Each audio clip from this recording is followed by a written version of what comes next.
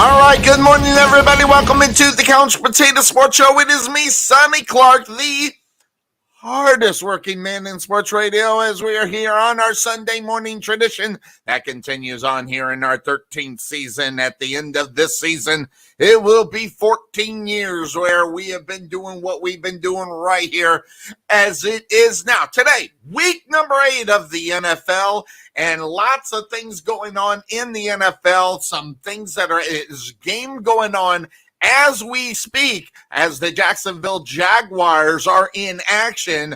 And so hopefully everybody got their pick in on the early game. One DC Dennis Clark did not.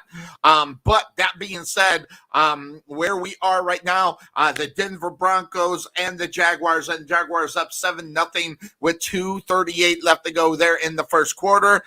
So I'm all right as far as that is concerned. Also, game on Thursday night, the Baltimore Ravens beat the Tampa Bay Buccaneers. And a lot of stories really going on about that game. A lot of stories surrounding one quarterback. And that being said, and of course that's the name of this show, I find it very hard to see where some people don't get the fact that there are things that might not necessarily be our business, right? I'll say this, and my brother put it mildly and correctly. So I'll give him the credit for being right on who cares. That having been said, of course, that's the name of this show. That's DC Dennis Clark just may be right. Who cares? Well, that's not what this show's all about. That's not what sports shows are all about either. And whether or not we should be diving into that, that's always going to be left up for debate. This show is about sports. Tom Brady is a sports story. Tom Brady is the GOAT. Tom Brady is the quarterback of the Tampa Bay Buccaneers. Tom Brady is getting a divorce. Tom Brady is divorcing or getting divorced from a supermodel, Victoria's Secret supermodel, by that way. And of course, this is news. But it's also, of course, there's a lot of things going on. And I'm going to say this. Tom Brady's handling this pretty good. I mean, he might be thinking that, he's already had the supermodel for 13 years, There are other supermodels. I don't know. But he's handling this with grace. I got to give it to Tom Brady. The guy has been cool, calm, collective through his whole career, except when someone messes up and he's throwing tablets on the sideline. Okay? Outside of that, that's where we are. Now, I'm not going to sit here and say I feel sorry for Tom Brady, okay? Tom Brady's got a lot of money. Tom Brady's been married to a supermodel, okay?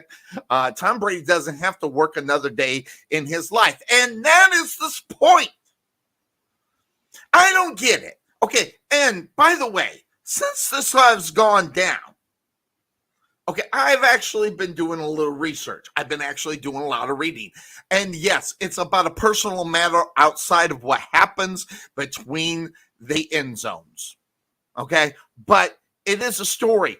And everywhere, and I just want to put this out here, everywhere I've read, Tom Brady is a great father. Tom Brady is an involved father. Tom Brady loves his kids. Everywhere. I have never, and I looked, I actively looked to see whether or not Tom Brady is involved with his kid's life. Guess what? He is. Tom Brady is involved with his kids often. So, yes, this situation is about a man and a woman, more so than the excuses that are used for this. And I say excuses, and I should throw up the air quotes, is that for 13 years, this man's been playing football Well, longer than that, but for this marriage, 13 years. Men work for more than 13 years in their career, whatever it may be. How many jobs that they have. Yes, Tom Brady's got all the money. So do they. So does she. They got money together, which is, that. So it's not about, this is not a money issue. There won't be any child support. There won't be any of that nonsense. And if there is, who cares? But what I will say is that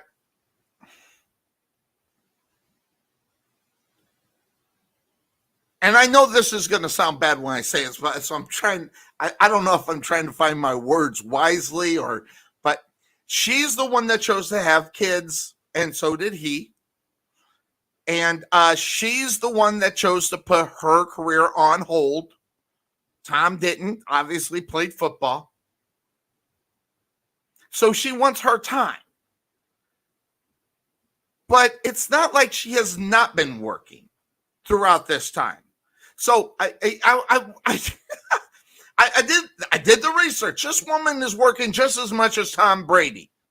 And they also have dual activities, dual business interests. And Tom Brady wants to play football. Tom Brady enjoys this job, even though he's on a 3-game losing streak right now. And I'm just gonna say I'm missing this whole thing. The guy's holding a job. The guy's making money. The money he makes obviously goes to his kids and everything that he does. Outside of football, if he retires from football, would she just be satisfied with him being done? And that is the deal. I think this is the story more so. Giselle, would she be happy if he just was in the booth every week? That means him flying everywhere, and flying back and everything. Would that be enough? Or what is the demand? And that's going to be the story we will probably never know.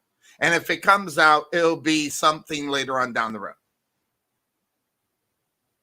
But does she want him not to have anything to do with football? Would she be opposed to him? Which, by the way, he has been approached about being in the booth.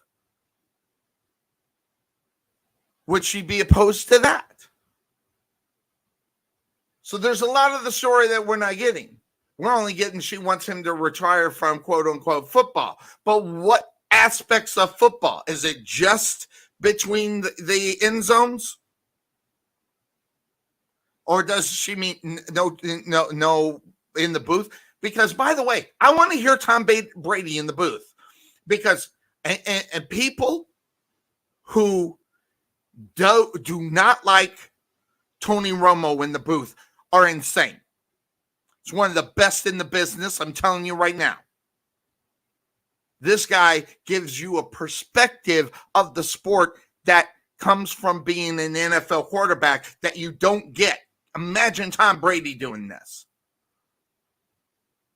Tom, I know that people criticize Tony Romo for calling the plays before they are out there on the football field. He sees it and they go, well, why didn't he figure that out as he was the Dallas Cowboy? That's another story. But this story here, it really just, when your eyes get open to a lot of things, it makes you more aware with what's going on. And I just do wonder if Tom Brady's eyes are really open here, and it wouldn't matter if he quit the football field, other things that he does as far as business and what he likes to do. I think he realizes that wouldn't be enough. So why would I quit football? That's not going to be enough. So screw it. I mean, I can't be in the booth. I can't do my podcast or anything else like that. What am I going to be, quote unquote, allowed to do? And yes, I know I'm throwing some women under the bus, specifically this one, but Tom Brady, it's not short of money, but if he just stops has nothing to do with football, that first of all, that'd be insane. Second of all, it takes away from money-making opportunities. Yes, and Giselle makes more money than him, and it's not about. There's no back and forth just because she made. And by the way, she's been making money the whole time that she has been with kids. So her life is dedicated to her kids. Okay, so if you look at the traditional standards of who makes money, usually men work for that and usually women stay home. And if she accepted that, so be it. But she can't put that on Tom Brady going, you're never home or you're doing this. And I don't know if that's the story. And that's not true, by the way, because he goes to work and he goes and sleeps at home in bed right there in Tampa with the family. Since the break, she's moved to Miami. And there's another story about that I'm not going to get into, but there's something that I'm thinking about. This is a woman that does not want him to be involved with football. This is what it boils down to, because everywhere I read from her words that he's a great father, he's an active father, and he flies to go and see his kid practice. This is a guy who's involved with his family. So it's not like he's not participating as far as that is concerned from everything I've read. Now, granted, there's going to be stories that are going to come out that are going to contradict what's going on. But as far as what we're seeing in the media, that's what's going on. Tom Brady, by the way, is the GOAT. He's also a GOAT in this situation. He's just chilling. He's playing football. He's doing what he wants to do. Not bad-mouthing anything. He's not going to be the reason why these things get leaked out, because the things that are getting leaked out have nothing to do with him. This guy's very smart. He's a GOAT up here. And as far as divorce is concerned, they all got money. No one's worried about these kids. Okay? No one's worried about Tom Brady being a drug addict. No one's worried. Now, they're worried. Maybe she's worried about the CTE situation. That's fine. But I will tell you that if she was actually really worried about that, she would not walk away from it. If she loved the man, she wouldn't walk away from it. Yes, he wants to play football, but that's not like it is. That is nothing that has been diagnosed as far as we know or anything else. So why shouldn't he play football? So she thinks, as far as what I'm thinking, she thinks that this is something that is going to affect him later on. That might be so. But I'm going to tell you straight out that, Tom Brady cannot do all the other things that he does and be impaired. He's too smart. He doesn't slur his words. You don't see him doing stupid things out there. But I'm going to tell you, it's 6 1/2 dozen. I don't feel. And before anybody really kind of jumps on something, I'm not even bashing Giselle, but let the guy do what he wants to do. One of the biggest complaints about marriage is that usually women take guys away from the stuff that they want to do. Let the guy play football. She's only known him for 13 years. He's been playing football his whole life. Come on now. Come on. Let's be nice. Let's be fair, right? You didn't know? That being said, you better call somebody. Gonna bring in the MVP. He is Cuervo. What's going on, my friend? Good. Hello, Sonny. And I just thought you'd like to know that Trevor Lawrence just got picked off in the end zone. Wow. I'm sure that kind of puts a smile on your face. Well, I picked the Jaguars. So did I. To win the game. Mm-hmm. So it's disappointing for the point factor, but it's not surprising as a Jaguar fan. Look, they're up 7-0. We've been getting that all year long, but then again, there's a difference from last year and the year before that. Also, just to kind of throw this in here, as a Jaguar fan, who's a guy that watches this team, who bashes the Jaguars more than who's a Jaguar fan, Cuervo? Who does it more than me? Nobody does it better than you. Listen, and I think they're getting better, believe it or not. Even though their record may not show it, just the team itself out on the football field, they look like they're doing well. At least I think so. Here's the thing, though. Here's the type of I don't want to say promise, because promise is a hard word to use. Just try to make the effort, Sonny. When the Jaguars start getting better, actually be optimistic about them. Don't be the pessimist king that you normally are. Wait. Okay, wait. So you are accusing Sonny Clark of being a pessimist about his Jaguars? Is that? I'm going to give you the Bryce. You know it. I know it. Mm-hmm. He knows it. Everybody else around you knows it. Sometimes you just got to do what you got to do. Sometimes you got to recognize what you recognize. And I recognize.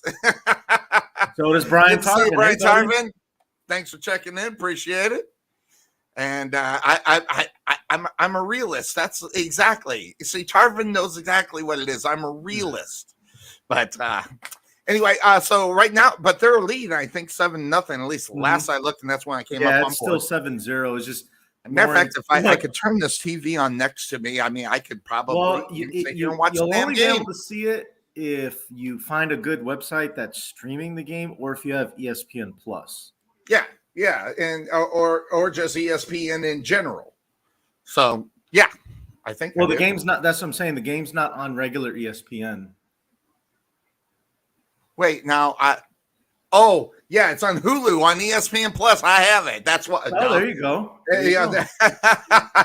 have Hulu. I got the Plus. I got the Disney, and that. So well, you got that. I'm going to turn the game on, and I'll be looking over from side to side now that I think about it. But how you doing this morning? Doing really good. Yeah, so, I'm surprised. I see I lit your wife up. I lit your wife up on my post about Tom Brady and his wife and everything. Oh yeah. Well, you know what? I mean, it's the woman's perspective, which I think is good that we have that. You know. Yes, exact. I fully agree with you. And I didn't disagree with too many things of what she said, but you know, one of the biggest stories when guys get married is that the wife don't let the guys go out and play anymore. And I think, and I'm looking at this situation and I'm asking that's probably it. I don't, but you know, it is what it is. But and my brother's right. Who cares? But you know, he's the GOAT, man. You know, he's married to a supermodel. I mean, when you're married to a supermodel and you're the GOAT of football, you know, it comes into conversation and it comes into what we look at every day. So, you know, it is. Well, you know what? And here's the thing. So that's how we look at Tom Brady and his wife, right? Oh, the supermodel, the football player, he's the GOAT, whatever. Look, at the end of the day,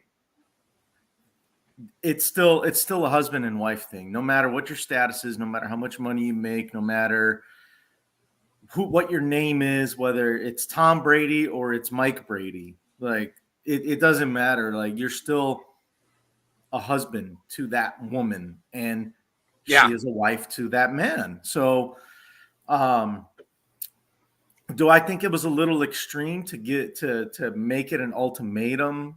Whether if it was last week or when he disappeared for 2 weeks during training camp and the preseason.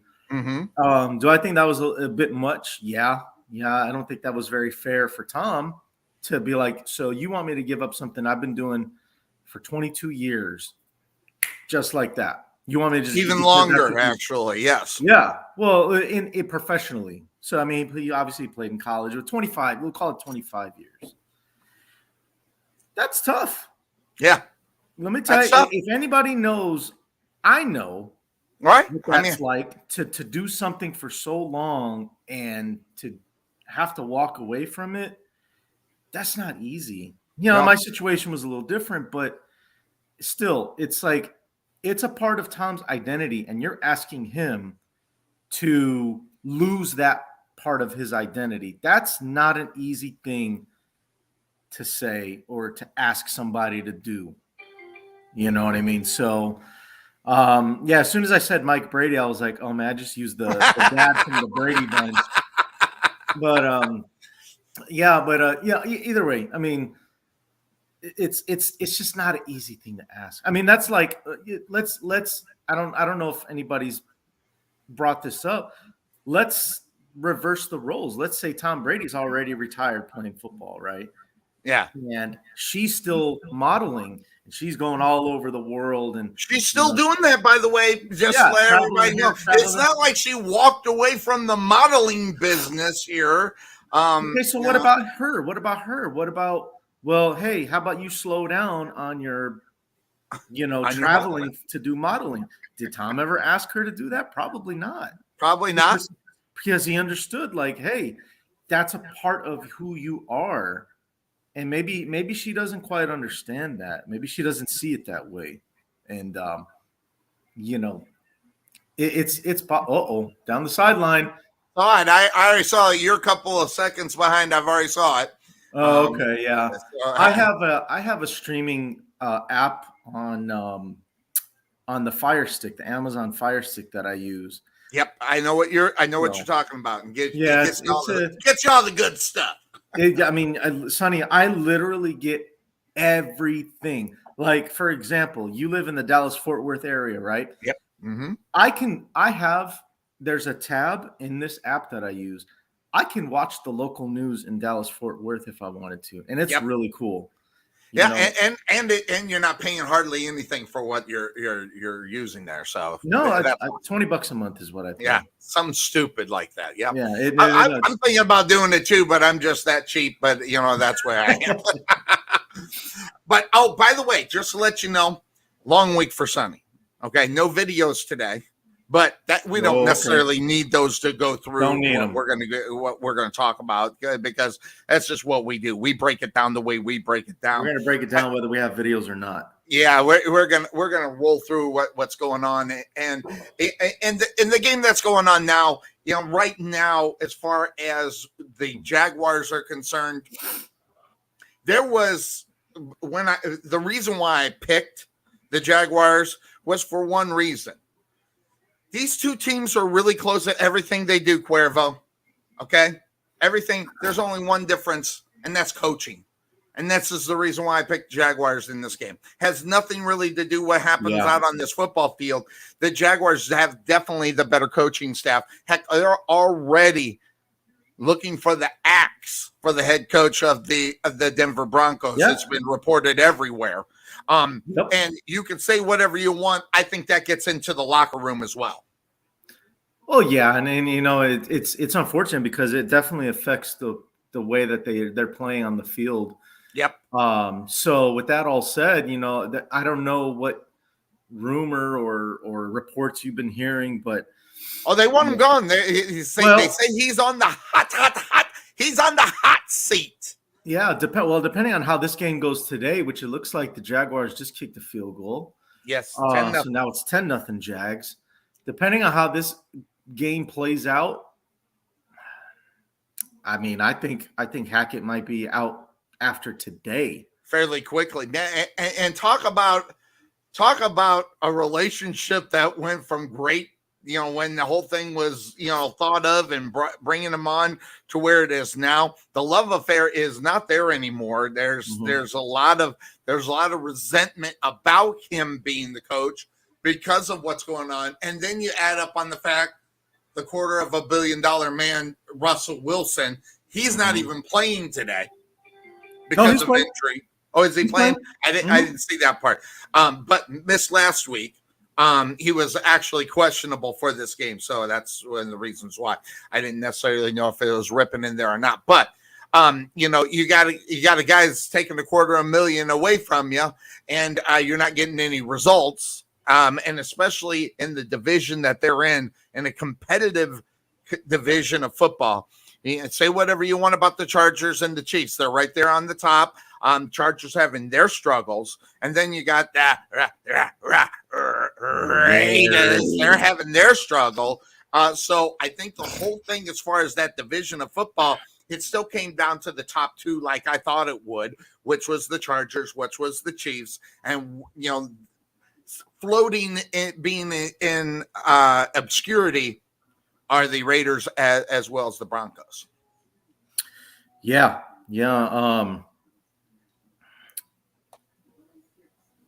Look, at least Russell was ready to go. All those. I don't know if all those high knees helped out, but he's healthy. He's ready to play, and he has been getting clowned so bad on that. Oh, bad. I mean, the memes are incredible. Oh, I just saw one, Sonny. I just saw one this morning. There was a, because in London you have those trolley buses that kind of ride around town or whatever. Did you see that one? I did see it. It cracked me up. Where he's like, "Let's ride," on the top. Yep. Laugh out loud. Yep. Hey, I'm telling you right now. And those things are funny. I have to admit, I got to give them the credit that those things are funny. So, but yeah, I picked the Jaguar. I mean, there's a lot of things. I mean, at the beginning of the season, we're talking about Denver and their defense. Okay, how great it was, quote unquote, going to be, but how great it is not right now, and that's a big story in itself. The defense not being anywhere where it is. Of course, the loss of Von Miller on the other side of the football field. He's in Buffalo now. So, that's a big loss. And so, yep, and here we go. I'm looking at this. It's going to come up on your screen about people complaining about what's going on. I don't know if you can freeze frame that or not. Oh, here, I can back it up. See, that's the good thing about ESPN Plus. I can back it up, and I'll tell you what it was saying here. Here, and give me 2 seconds because I thought this was actually kind of funny. Load and put it up. I'm trying to catch up. They put up some of the things that people were complaining about as far as the Broncos were concerned, and I thought I backed it up a little bit too far. Oh yeah, it's going to be after the play, but the complaints from fans. About the team, the complaints about how much money that they're actually, here it is, the Russell Wilson headlines, and here it is. The Broncos have traded away. The Broncos have traded their way into NFL relevance by getting. Did you showed it on the game? Yeah. Yeah, I just read it. I was just looking at it. And I just backed up to see it. It says the Broncos have traded their way into NFL relevance. He's one of the best footballs of all time, according to Stephen A. Smith. To be able to get a Hall of Fame quarterback is a great day for the Denver Broncos. I mean, everybody was in love bringing in, it's going now. What's being saying now? The things that are being saying now? The Broncos offense is absolutely maddening to watch. It seems like the fit between the two is bad. And he's talking about the coaching. Okay, it just kicked me off. There it is. This is as bad as it gets. That's according to Jeff Saturday. I mean, they are all over the Denver Broncos situation right now. Yeah, and I mean. I have a hard time believing that overnight Russell Wilson just became a terrible quarterback. Seriously, I'm right there with you. I know that he's starting to age a little bit, but you think about last year. At this point last year, I don't have the numbers in front of me, but I remember vividly this time last year, week 8, week 7, we were talking about Russell Wilson being the top candidate for MVP. Mm-hmm. A couple of years back, yep. Mm-hmm. Having an amazing season with DK Metcalf and Tyler Lockett. Now he's got Judy, and he's got Sutton. He's got Cortland Sutton, who I love him. You have a lot of love for. I love Cortland Sutton. Unfortunately, they lost Tim Patrick at the beginning of the year. But you think about, and you could debate whether the wide receivers are an upgrade or not. The point is, he came to Denver with talented offense, pretty good offensive line. I mean, they're struggling right now too. I mean, I saw it live up front in person. I mean, Russell, a lot of times he don't get a lot of time. No, he doesn't. That offensive line is bad. It almost reminds me of this team. You know? So. That offensive line is what's really making it really hard for Russell Wilson to be Russell Wilson, because they are that terrible. Bad. Crazy knucklehead terrible.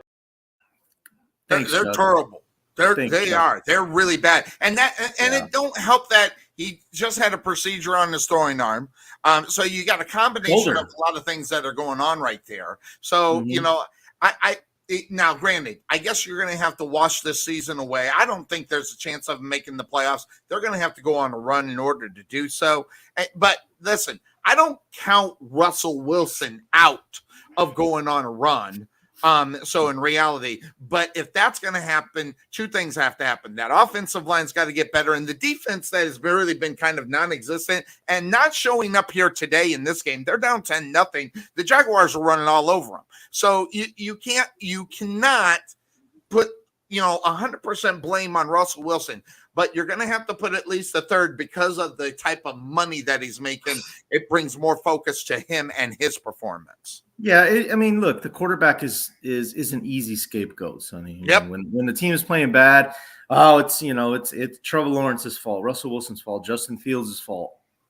But that's not always the case, right? So, but it's the easy way to go as far as pointing the finger, right?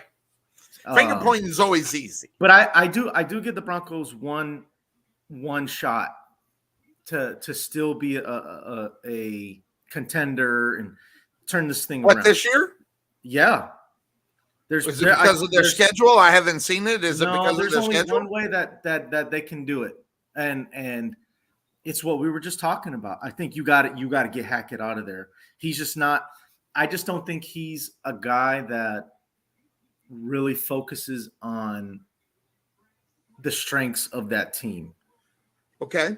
And so he's an offensive guy, isn't he? From my understanding, he's an offensive guy. So he was the offensive coordinator in Green Bay, which really makes you wonder who's running the show over there. It kind of makes you, things that make you go, right? Things that make you go, So who's really running the show? See, and now that you say that, Cuervo, how much longer is Russell Wilson going to put up with that too? Listen, Russ has his problems with his coaches, right? I mean, him and Pete Carroll don't see eye to eye. It's the reason why he's gone in reality, okay? Right. But sooner or later, what's to say that Russell Wilson is not going to say, you know what? It's time for me to explore what we can do best and just do it on his own. One thing I have not noticed, okay, and it might be because they go red zone to red zone, so we don't see it all the time. But I don't see him checking down. I don't see him calling any alternate plays at the line. Audibling out of things. But sooner or later, I think we're going to see that. And I think that's, and this is not a knock on Russell. I'm not trying to assassinate his character right here on this show. What I will say though is Russell has that feeling of a yes man. So whatever Hackett says it's going to be, then that's what he rolls with. That's just his character. He's like, hey, coach said we're going to do this. This is how we're going to do it. Even if in his mind he's thinking, that's not the best way to do it. Right. He's going to roll with it, though, because that's his loyalty to his head coach. Now, am I saying that's good? Am I saying that do I praise him for that? Not necessarily, because that's how you separate the good from the great. Not necessarily, saying F off to the coach. Right. But having the guts to saying, even just on the field, calling audibles and stuff. That's what made Peyton Manning who he was. That's what made no question. Tom Brady who he is. Tom Mora was all over this guy, right? Tom Mora was eating this guy. And all you got to do is look at him at the podium and the classic line, playoffs? You're talking about playoffs? I'm just hoping we win a game. And I got news for you. You're absolutely right about that point about Tom Brady or Peyton Manning taking that step up and becoming the leader of his team. He's a new guy on this football team. So is the coach. I think he's got to give him somewhat of a chance to be the coach and be the leader before he has to step in. And I don't see that happening, at least this year, with Russell Wilson. If they keep him, that being the coach, next year, I think we'll see a lot of that. But I don't think we're going to see a lot of it this year because, like you said, I don't think you want to see him stepping on toe. By the way, Anthony Beck was just taken off the field, number 83 for the Broncos, with some sort of injury. So just keep you updated on that. Okay.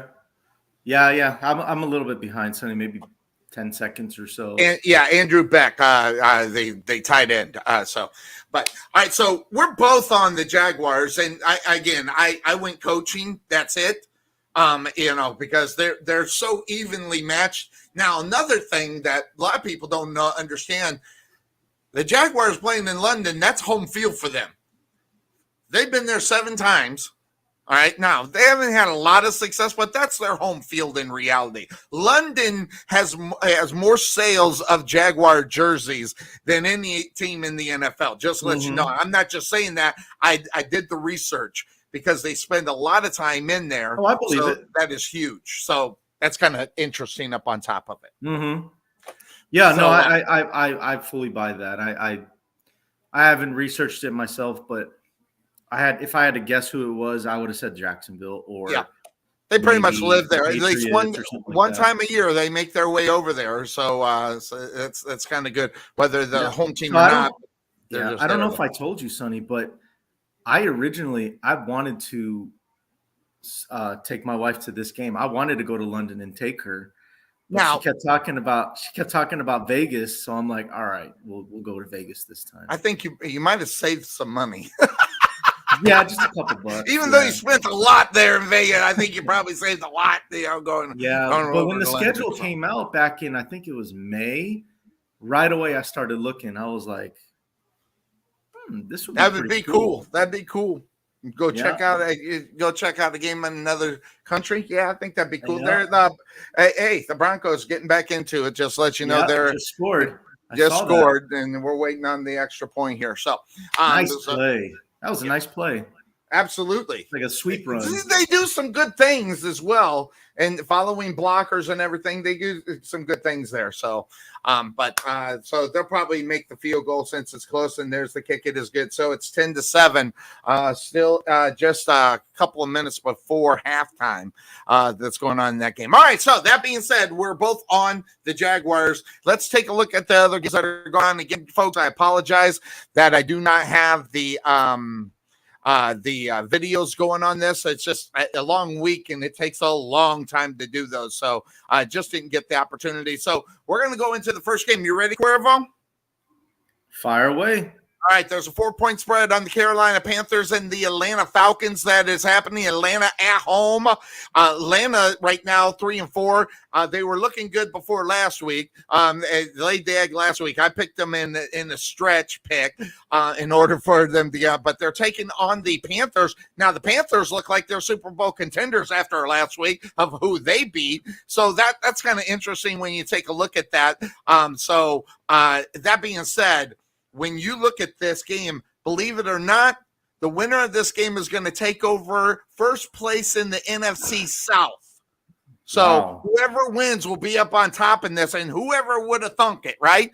One of these two teams on top of that division there, Cuervo.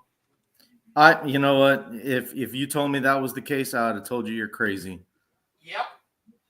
So and not only that, if you think about it, Cuervo, the Carolina Panthers played like they were playing in the Super Bowl, taking out the Tampa Bay Buccaneers.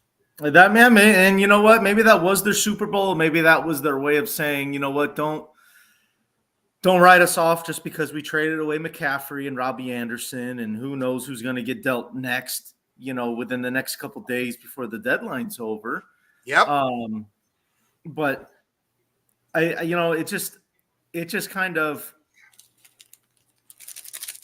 That was like one of those anomaly games. Like, yes, I mean, 99% of the country probably had Tampa Bay win that game. There's no question they did, because people who watch the damn game, realize who the Carolina Panthers are. Okay, right. Especially, and then never mind the fact, not that Robbie Anderson is anything really to write home to mama about, but he's a big portion of the offense, and the fact that they were able to overcome that loss up on top of that. Kind of put that game in perspective in reality too. But you can find all the excuses that you want. Tom Brady, the divorce and everything else. Tom Brady doesn't lose a lot of games in a row. So that's what I found very interesting about that. I think I made it the third game in a row that Tampa Bay has lost. Maybe it's 2. I might be wrong on that number. But that being said, the fact of the matter is when you're looking at this football game, this is just a little bit different. I don't know what we're going to get. It's we're back to Forrest Gump. What team is going to show up here today? Right. So is it going to be Atlanta? Are they going to be what we saw 2 weeks ago, or are they going to be the team we saw last week who crapped the bed? So you have that kind of situation going on there. Neither one of these teams, let's just be straightforward and honest, are great football teams. But there's a lot to talk. There's a lot to look at in this kind of game, because this can be probably the most entertaining game of the week in reality. Entertaining? I don't know. Close? Yeah, of course. Yeah, I think it's definitely going to be a close game. I don't know about entertaining though, Sonny. Oh well, when you got two bad teams going at it, Cuervo. I mean, maybe it's me, but when I see two bad teams going at it, I get interested. Yeah. I get interested because they're both competitively about the same. Okay. Now, if you bet a lot of money on this football game, you'd be kind of crazy, I think. But as far as watching it, will PJ Walker, thinking that PJ Walker outplayed Tom Brady last week is kind of, interesting going into this one. Will he do the same thing to Marcus Mariota? So, got all those things up on it. But I think in reality, as far as this week is concerned, whether it is, if you're taking the performance that you've seen from the Carolina Panthers last week and think that it's going to be something that's going to be a consistent, I think you would probably be a little crazy. Mm-hmm. Yeah, no, I mean that's. I think this game is anything but consistent. So, but you know what? But it's crazy because, even though we're saying like it's two bad teams playing each other and it could be exciting or entertaining, like you said, this game is also for first place in the division. Mm-hmm. So how bad is it? How bad are they? And the big question also in this game is Baker Mayfield going to start? No. That's what I heard. So you don't have Baker now, I think the game would have even been more entertaining in reality with a Baker Mayfield in there, more so than PJ. So, it's kind of interesting on how that is. Mm-hmm. But if you think about as far as this season, as far as the Falcons are concerned, okay, the Falcons having 3 wins, I think, is actually an overachievement for them in reality. I would have liked to see maybe one more game up on top of that. We would really be talking about, are the Atlanta Falcons being put together to be a good football team? So I love the fact that they are somewhat good. Now, here's just to let you know for the betting side of this, Cuervo, the Atlanta Falcons, they are 6-1 against the spread this year. And they've covered in 7 of their last 9 games against the Panthers. So, I mean, if you like those numbers, you look at it. And then when you look on the other side of it, Carolina's 2-12 against the spread in the last 14 games. And they are 2-12. They're 2-12 against the spread in the last 14 games. So, depending on how much you like to bet, I think this one's kind of easy. I'm on Atlanta in this one. And I'm going to tell you one of the things that I looked at as far as Atlanta was concerned, because when you look at these two football teams, you don't see them at the top of anything, right? But as far as rush plays, Atlanta's going to rush the football. Why? Because they're the number 2 team in the NFL rushing the football. So we're going to see a lot of rushing going on in this football game coming from Atlanta. Yeah. You know what, Sonny? I'm going to go on the other side, and I'm going to take the Carolina Panthers to win this game. And the reason I'm taking the Carolina Panthers is because of the injuries that Atlanta has right now. Okay. Their 2 top corners are out for this game. AJ Terrell and what's his last name? I know Hawkins, I believe his name is. Alfred, cornerback is questionable. AJ Terrell is out. Jalen Hawkins, he is a safety. He is out, He's also and out. defensive lineman Marlon Davidson is out, as well as Calvin Ridley. He's gone for the season, but that's what I got in front of me as far as the Falcons are concerned. Yeah. So I will take the Panthers just because of those injuries that the Falcons have. And to start it off, let's go ahead and lock it in, Sonny. Oh, you're wait. All right, so it's time for you're doing this early. You're normally waiting to the end. So it is now. Is this the fantasy lock that you're looking at?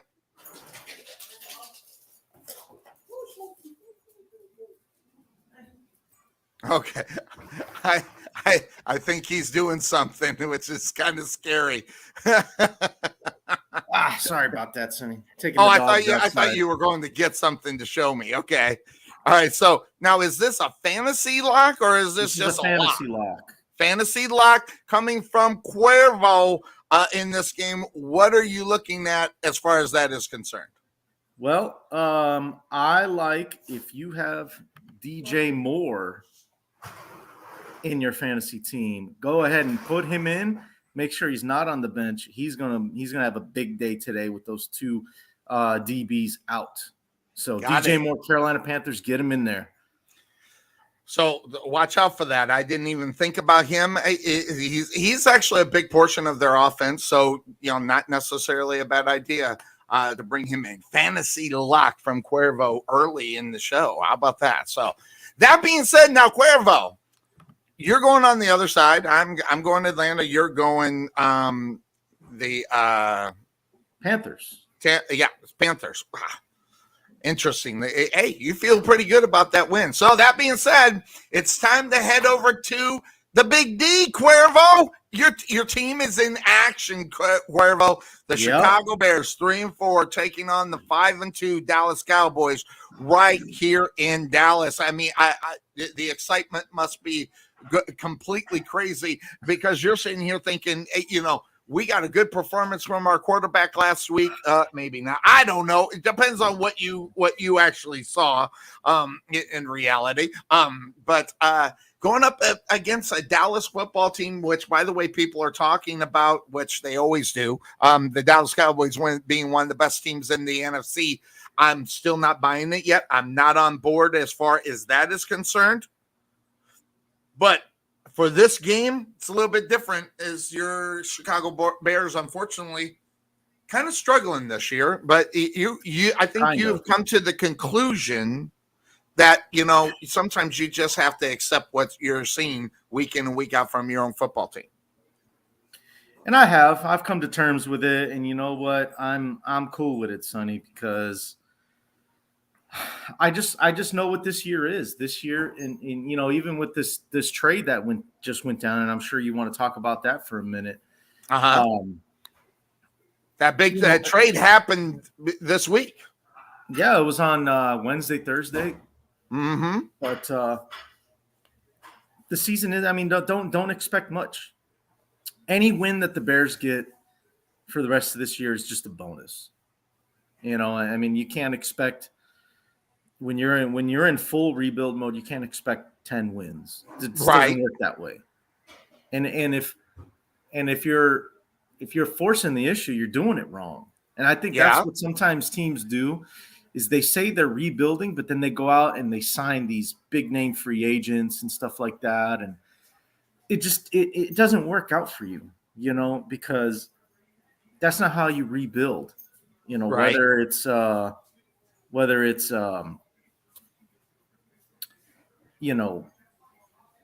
like I said, big free agent trades and stuff like that. Like that's not how you do it. You just got to completely shut it down. And sometimes I think owners they do that to try and keep the ticket sales up. Yep. And shame on them for that. Because you're just never, you're going to stay in that hole of not, reaching your way to the top. Sure. And so that's just how, that's how I see it. So are you okay with the trade that happened this week? I'm kind of getting mixed, feelings about what you think about the trade this week. Oh no, the Biden, Sonny, no, you can't. No, you don't. You don't have to have mixed feelings because I'm telling you, 100%. It was. I love the trade. I think maybe could have squeezed a third rounder out of it, possibly. But I think the reason that they had to settle for a fourth is because, because they're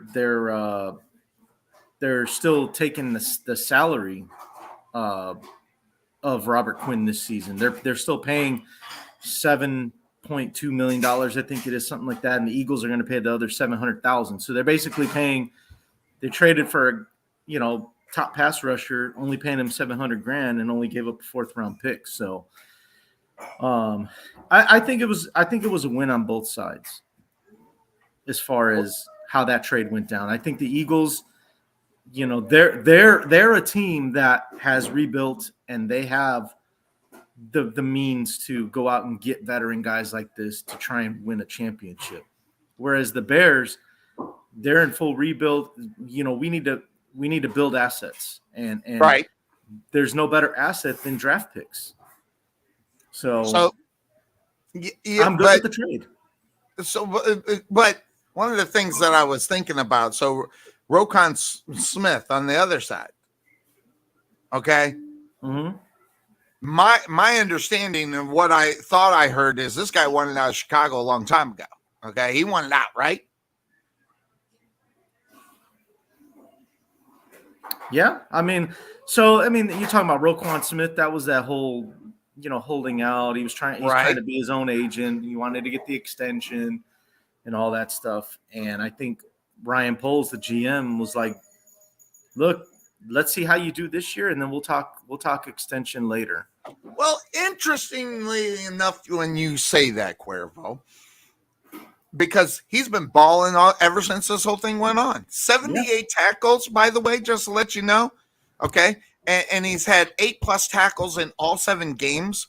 Okay. So this guy, he leads the league in tackles. So, I think they're getting a lot out of him, even based up on, the off season thing. I wanted to be gone, but he's still balling. Are the chances of them keeping Roquan Smith good, or is that relationship busted up?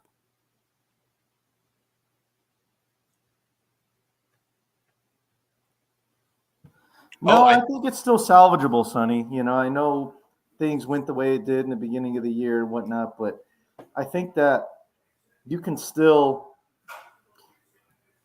I think as long as Ryan Pace keeps his word, we'll be able to get him re-signed.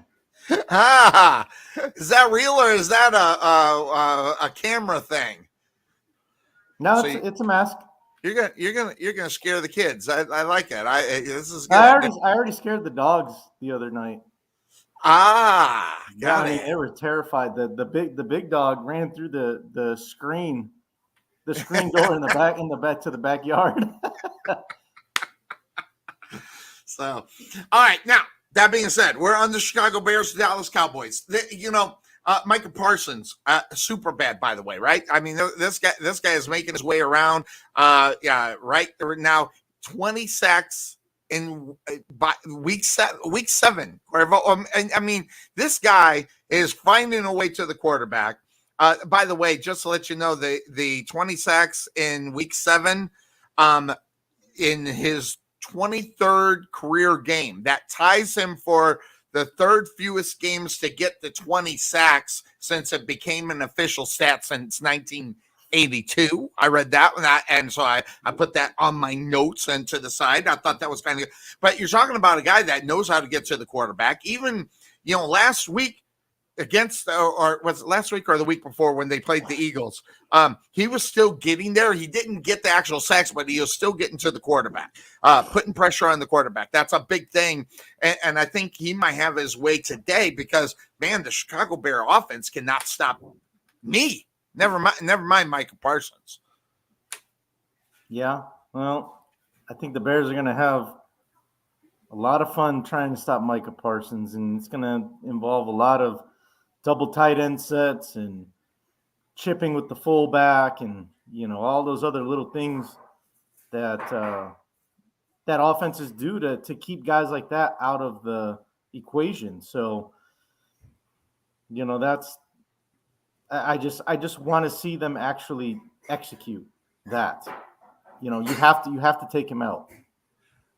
Were you disappointed in not taking the Chicago Bears against the Patriots on Monday Night Football? I mean, look, nobody, even the sports talk guys in Chicago didn't pick the Bears to win that game. So not a lot of people gave them the opportunity to win.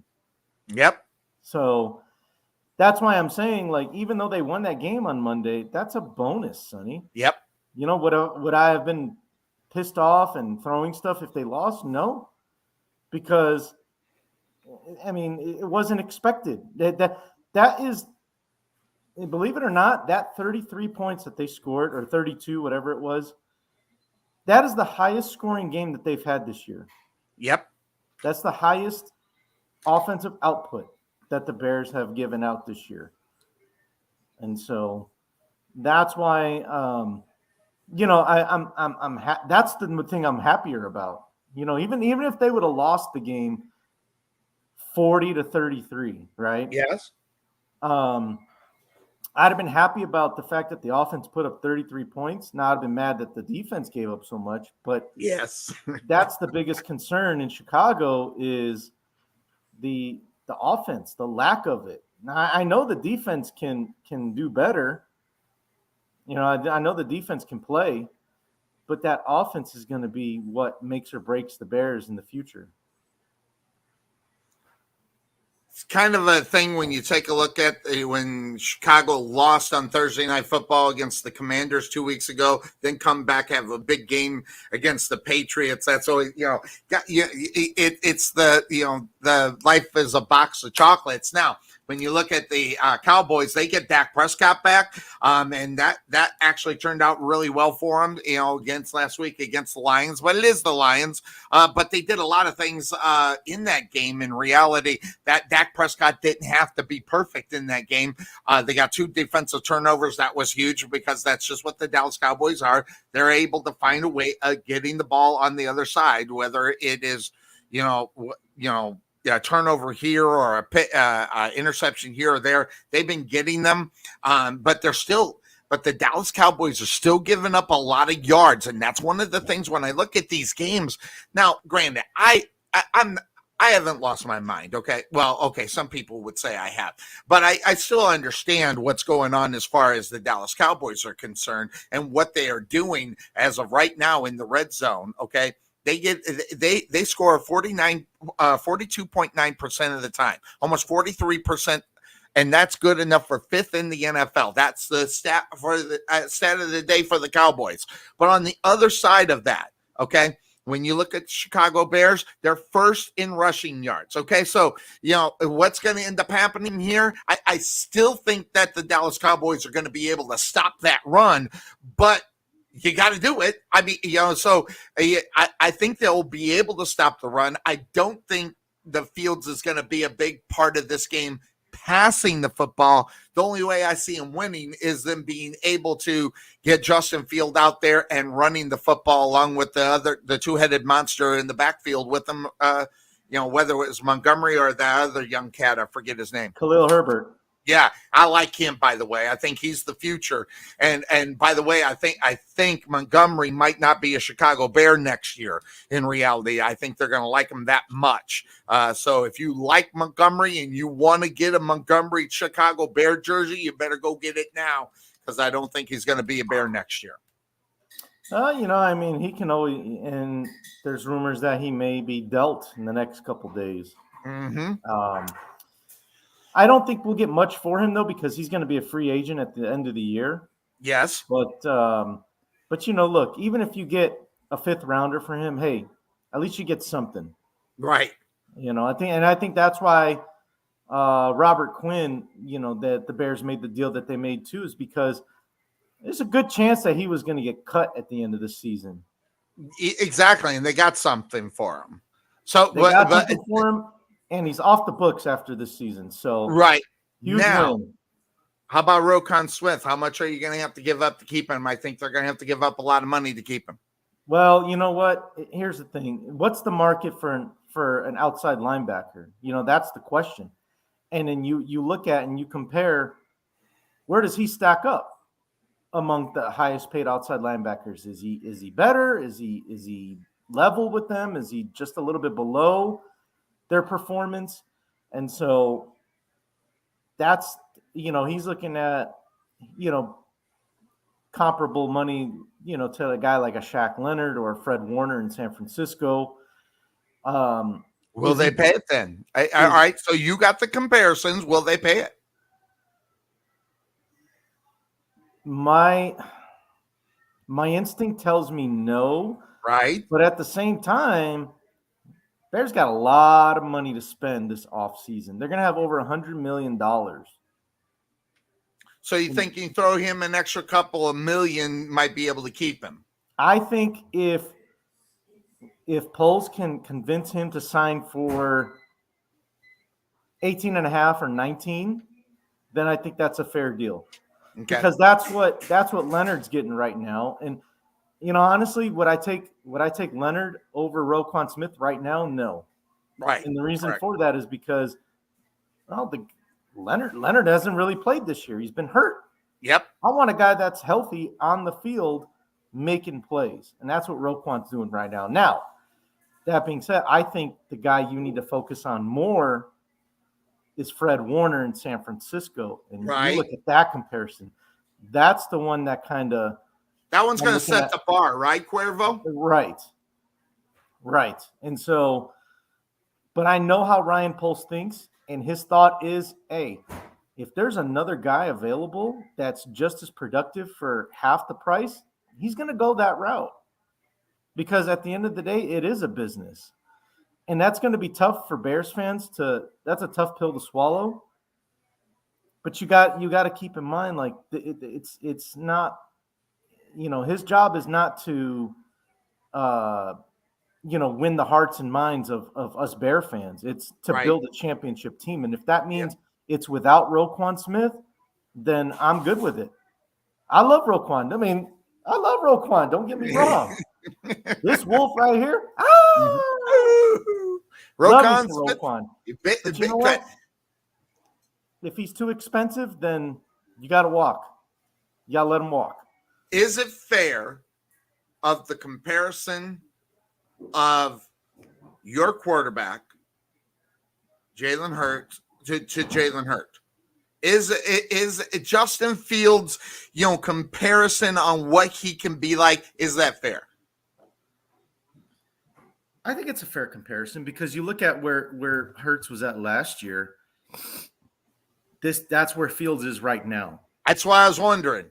Because and that's the reason why I asked you that question, because of what you've been saying, by the way, all along when they hired the GM. This is going to be a slow pace, but if the talent catches up with their maximum potential, that could happen earlier. And I think you might be able to get that. We might be, but still the Chicago Bears are going to be in a division where you still got to beat Green Bay. Depending on what they're going to do at the quarterback position next year with Minnesota, they'll probably just string Kirk Cousins along. He's there, and he's going to have a good year. He's having a good year now. He'll be there. They won't let him go. And I think he's happy up there. You're still going to have to get past those. I still think the Lions are in the rearview mirror in reality to your Chicago Bears. All right, and mine. I'm the closet Bear fan. I think they're right now. They're better than the Lions. If they were playing today, I'd pick the Chicago Bears, mainly because of what they were able to do, obviously against the Patriots, and especially the Patriot defense. Forget about the offense. I mean, or forget about the Chicago Bear defense. What offensively they did with that Patriots defense, I think it was somewhat impressive last week. So when I came to this game, I was almost at a dilemma in reality. Yeah. I was like, man, this could be if they can do that to the Patriots defense, how much could they actually do with the Dallas Cowboys? But with Micah Parsons doing what he's been doing, that's going to be a tough bill to go, because whether Parsons is going to get to the quarterback or the person they're going to hand the ball off to, I think, that whoever ends up with the ball in the running game, I think you're going to see a lot of Micah Parsons today. Yeah, that's what I'm afraid of. I'm afraid of a lot of Micah Parsons today, but I think you're right. I think there is a good chance. He's just, it's going to be on Fields and the rest of that offense to identify where he is on every play. Was that the late? I saw a shadow. Was that her? No. Oh, okay. No. By the way, where's the cat? I missed the cat and the cat tail. By the way, the cat tail. I went back just to watch for that. Just made me laugh. Mm-hmm. Where's the cat? The little orange one. He left yesterday. Now he's home with his new owners. Oh, you were just fostering them for a while. Yeah. Ah, that's too bad. He was cute. We still got the mom here though. But the mom don't want to hang out. Yeah, she's grumpy. Yeah, she don't like football. The orange cat like football, man. Yeah. Yeah, but he's a Tennessee fan. No, he's orange, so there you go. There you go. So that being said, I think Dallas Cowboys should be able to get in. Oh, wait. Insider update. Hold on. Where's my pause button? Pause. All right. Since we're talking about the Dallas Cowboys, the Tony Pollard is expected to start for Zeke. Zeke is injured, by the way.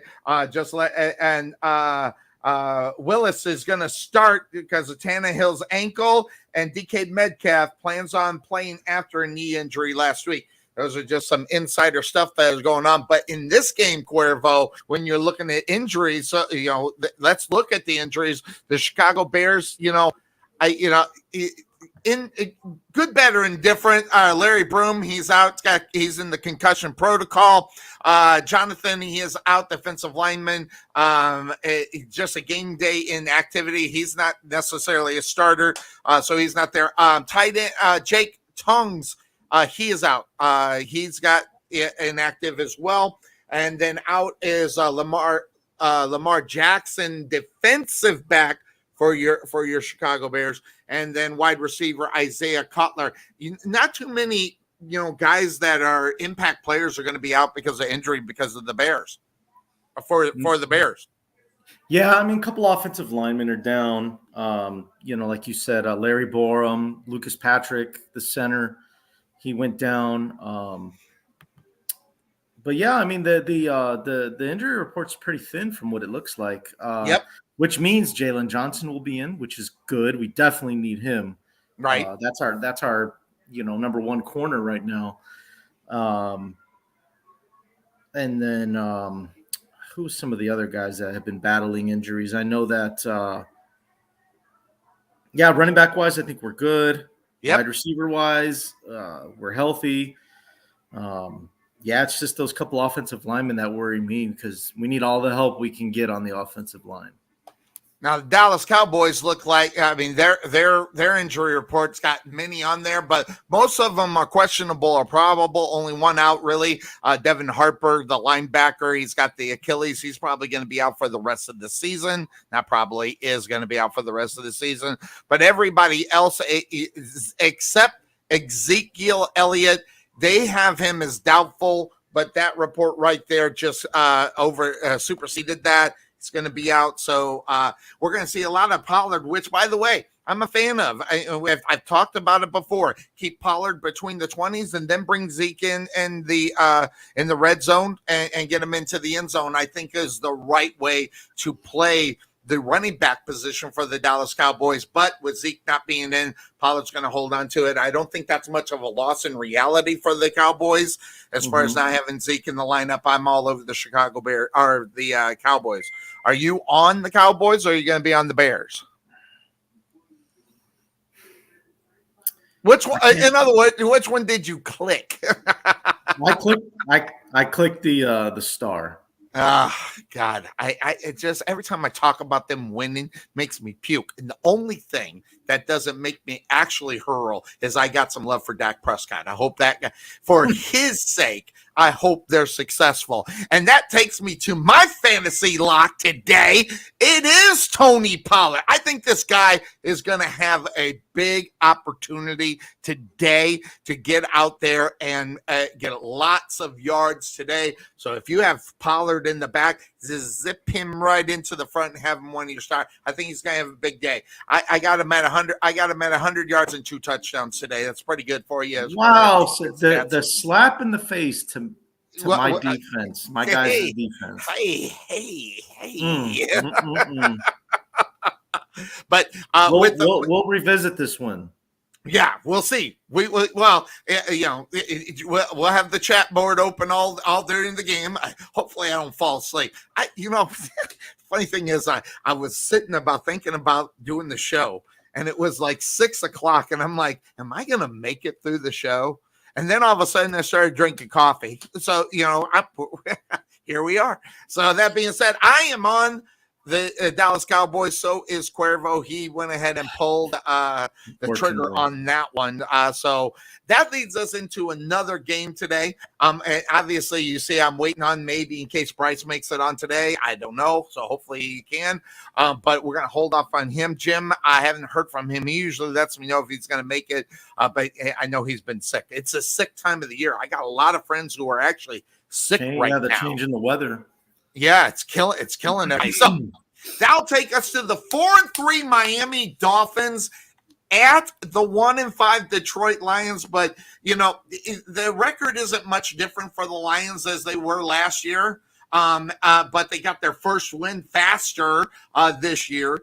Everybody's talking about them, but the record says a lot about your football team, Cuervo. And what does that entail is if you take a look at the Detroit Lions and what they're able to do, they do great for 3 quarters.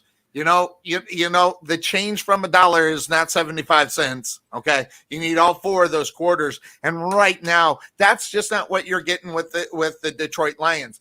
And, I was talking to a friend of mine about this, and this is not about the quarterback position in reality. This is about a defense that is, not keeping their end of the deal because the offense has been take away the not this past game, but the game before, you were talking about a top 3 offense in the NFL in the Detroit Lions. So whatever you think about the Detroit Lions, I don't think you got to put a lot of blame up on the offense. You definitely got to look at that defensive side of the ball because that's where they're lacking right now. Oh, yeah, definitely. And, for that offense, they started out hot and just they've cooled off.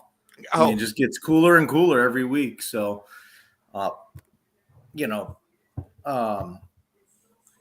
Miami, interestingly enough, in this Cuervo, Miami got that all-important 0.5 as far as the spread is concerned.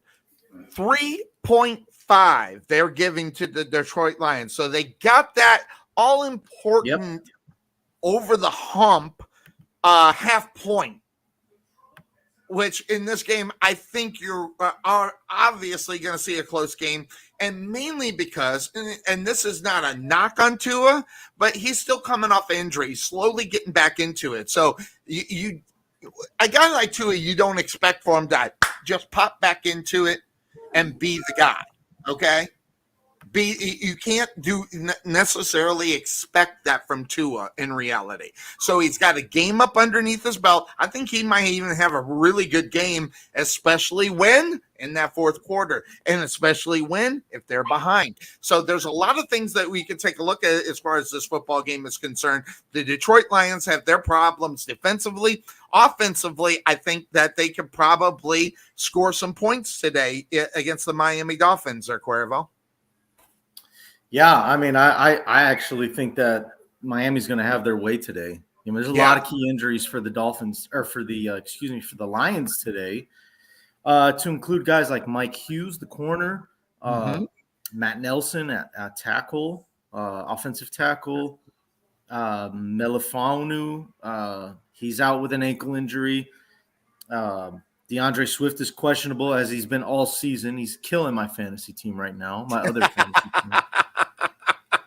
And then Amon-Ra St. Brown and TJ Hawkinson. All these guys are questionable, Sonny. And the one I'm looking at closely is St. Brown because it's a concussion issue. Right.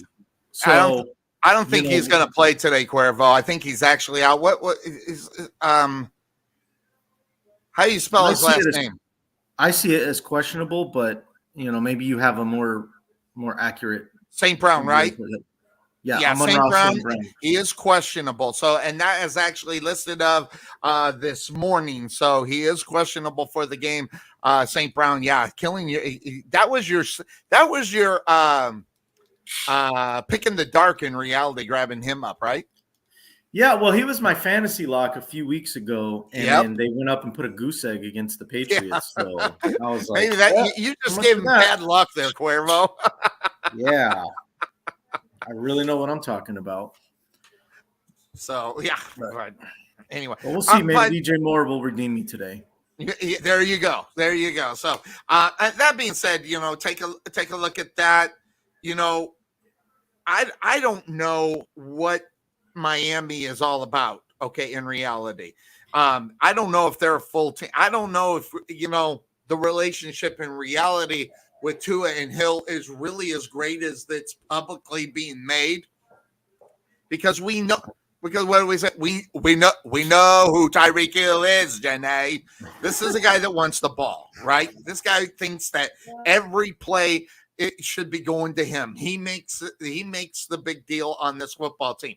Now, that having been said, he may be right in that assumption, because guess what? When he gets the ball, he usually does something, but it's not all about him. And I'm wondering, taking that big of a ego in reality and putting on a team where guys are all kind of equal, playing with a team mentality, does that mess up that football team in reality? If you say that one more time, Sonny. Well, I just wonder about Tyreek Hill and his attitude, his ego compared to the Miami Dolphins, okay, and the other players on the Dolphins, because the Dolphins are a football team that are kind of a team, and then you bring in a Tyreek Hill is kind of an individual guy, and the stats prove that, and a guy that wants the ball. So I just wonder if a Tyreek Hill trying to fit into that type of team mentality is maybe counterproductive. I don't know. Now, granted, Tyreek Hill's got some good stats, and he's actually been putting up a pretty decent season, but it's not the same season, obviously, he was getting with Patrick Mahomes. I don't know, Sonny. I mean, have we looked into that? I haven't looked into that. I think it's pretty close. I think it's pretty close to what he did last year with Patrick Mahomes.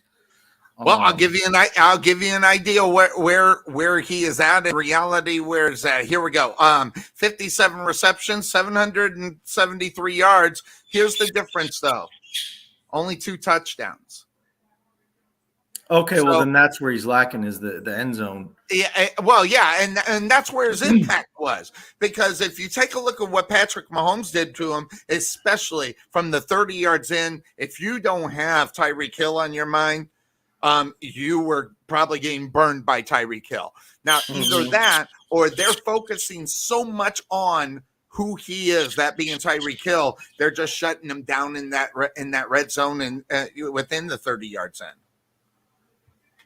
Yeah, well, and then if that's the case, less, because that's what it's all about, getting in the end zone. So if he's lacking, he's only so far for this year.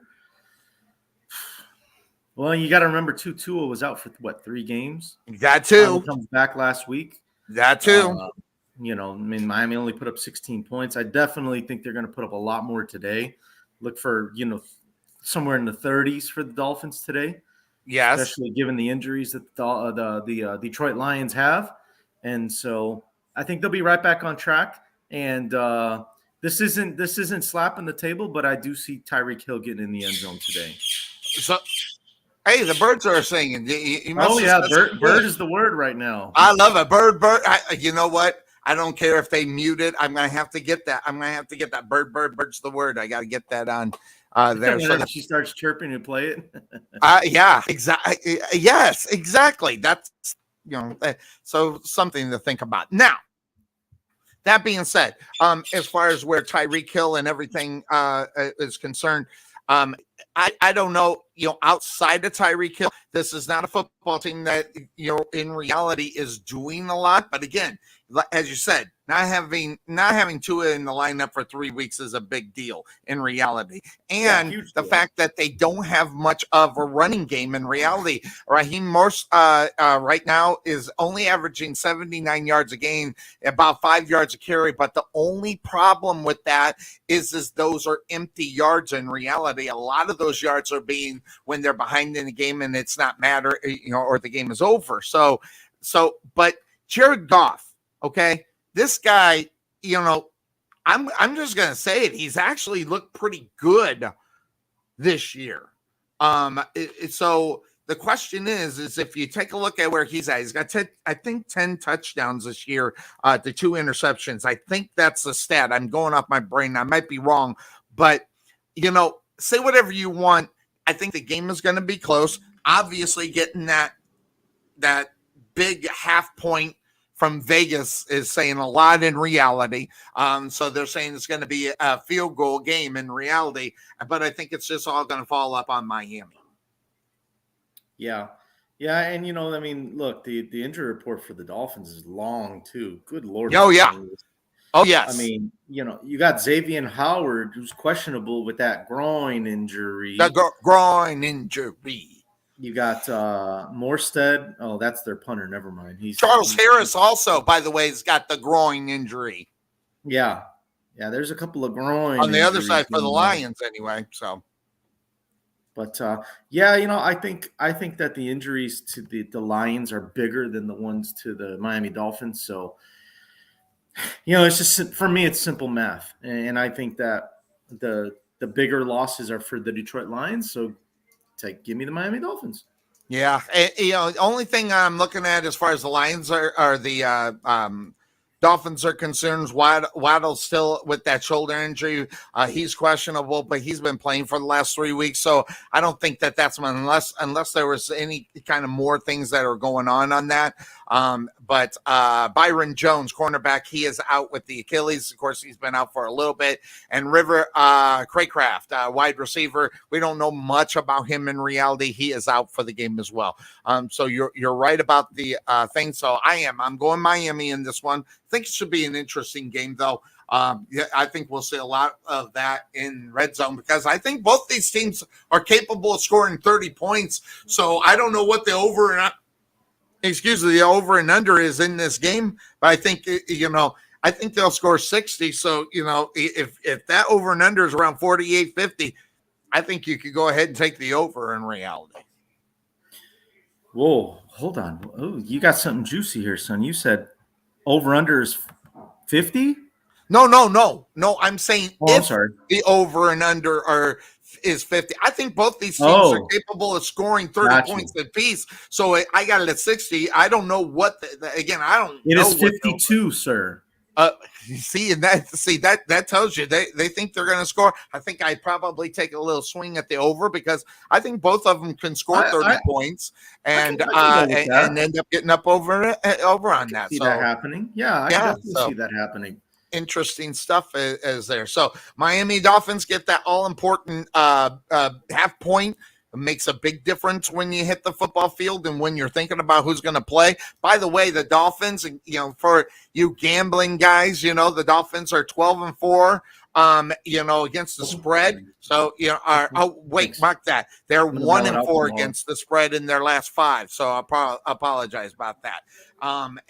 So watch out for that. The Lions are 10-5 against the spread in their last 15. So, covering the spread is something the Lions know how to do, but covering the spreads don't get that tick underneath the W. So, That's true. Yeah. And covering the spread doesn't always mean a win, Sonny. It just means you didn't lose by as much as you thought or Vegas thought.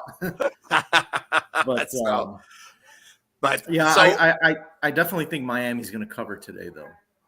Now, there's an interesting game that we're going to talk about here next, since still we haven't seen Bryce or anybody. So we're going to hold off on those games where our regulars come in towards the end, in Yeah, case we they come in.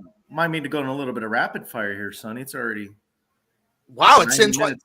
Geez, you know what? It's interesting. I take the videos out. I think that guy. Here we are. We're just talking, and I love just talking.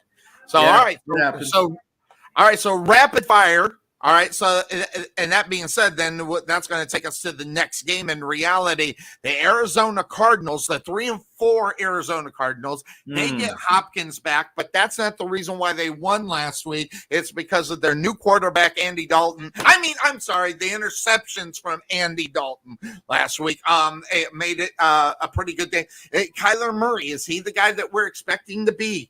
I mean, in reality, I don't think so. Minnesota, they're 5-1. They right now hold the lead in the NFC North. Not a surprise to this guy, because I picked the Minnesota, and you too, Cuervo, also picked the Minnesota Vikings to win this division. But so when you say that, when you look at the Arizona Cardinals, they have Hopkins back. He had a game that was mediocre at best. They scored 42 points, and that was not without Hopkins. Sooner or later, I think this guy's going to get into the gel. Is it going to be today against the Minnesota Vikings? Yeah. I mean, this is going to be an interesting game. I just, I think Arizona getting a little bit of better rhythm now with another touchdown Denver Broncos, and they take the lead, Sonny. Melvin, he didn't fumble the ball. Gordon got in the end zone. Good job not fumbling, Gordon. She's in the living room. Yeah, she's in the other room watching the game, right? Just saying, cool. You shut up. Bronco fan watching. Yeah, no kidding. So, but this one is, I think it's probably one of the better games today. When I was looking at the schedule and how close it could end up being in reality, the Hopkins, 10 catches, 103 yards in his return. Again, not great. Well, getting 100 yards as a wide receiver is great, but where they need to get him more involved, obviously, is in the end zone and getting him to get the touchdowns and stuff. And I think we might be able to see that. But, man, that Minnesota defense is pretty good, Cuervo. Oh, yeah, exceptional. And it's funny because we thought for a minute, like, man, Minnesota's defense is starting to fall off a little bit. And right. You know what? It's just gotten back to what it was. Right. They're just playing better ball. And, I think just, again, it goes back to what I say a while, about coaches in the NFL. Sometimes you just need a change. Mm-hmm. And I think Mike Zimmer was due to be out of Minnesota. And could the Cardinals be in that same boat? Let's see how the rest of the season goes. If Arizona if they go on a cold streak again, because that's what they did last year, right? They started off 10-1 or something like that. Yes, and then they died off at the end. Yep. Yeah, wind up finishing like 11-6. Got destroyed by the eventual champs in the playoffs. I think another type of season like that where they go really cold at the wrong time, I think that, I don't see why. I mean, unless you like having those results as a football team, then I think it's time to move on from Kingsbury. He's just one of those. He's just another one of those guys that thinks he's such a offensive guru. And I'm not saying he doesn't know the game or he's not a smart guy. But I think when you get into those seats like head coach, sometimes you. Like Matt Nagy in Chicago, he tries to outsmart everybody, and you overthink the stuff, and you fall right on your face. Absolutely. Now, the Arizona Cardinals, you think about this, and this was a stat I saw, and I thought I'd just make mention of it. The Cardinals went 3 and out on 3 of their first 4 second half possessions, Cuervo. And guess what? And I only managed to get into the end zone one time in the first half. So, these little things, I think, are a big reason why the Cardinals are not playing well. And a lot that has to do with the quarterback position, let's be honest. And you say whatever you want about the Cardinals, being stupid for paying the money, it's too late. They've already done it. They're stuck with him. He's going to be there for at least 3 to 4 years.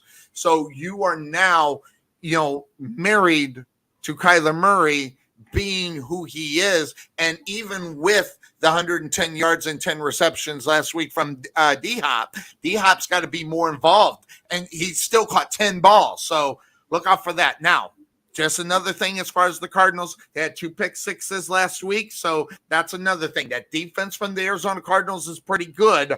But the other thing, they get Dalvin Cook. And now, when you're talking about running backs in the NFL, not a lot of people talk about Dalvin Cook immediately. They eventually get to him.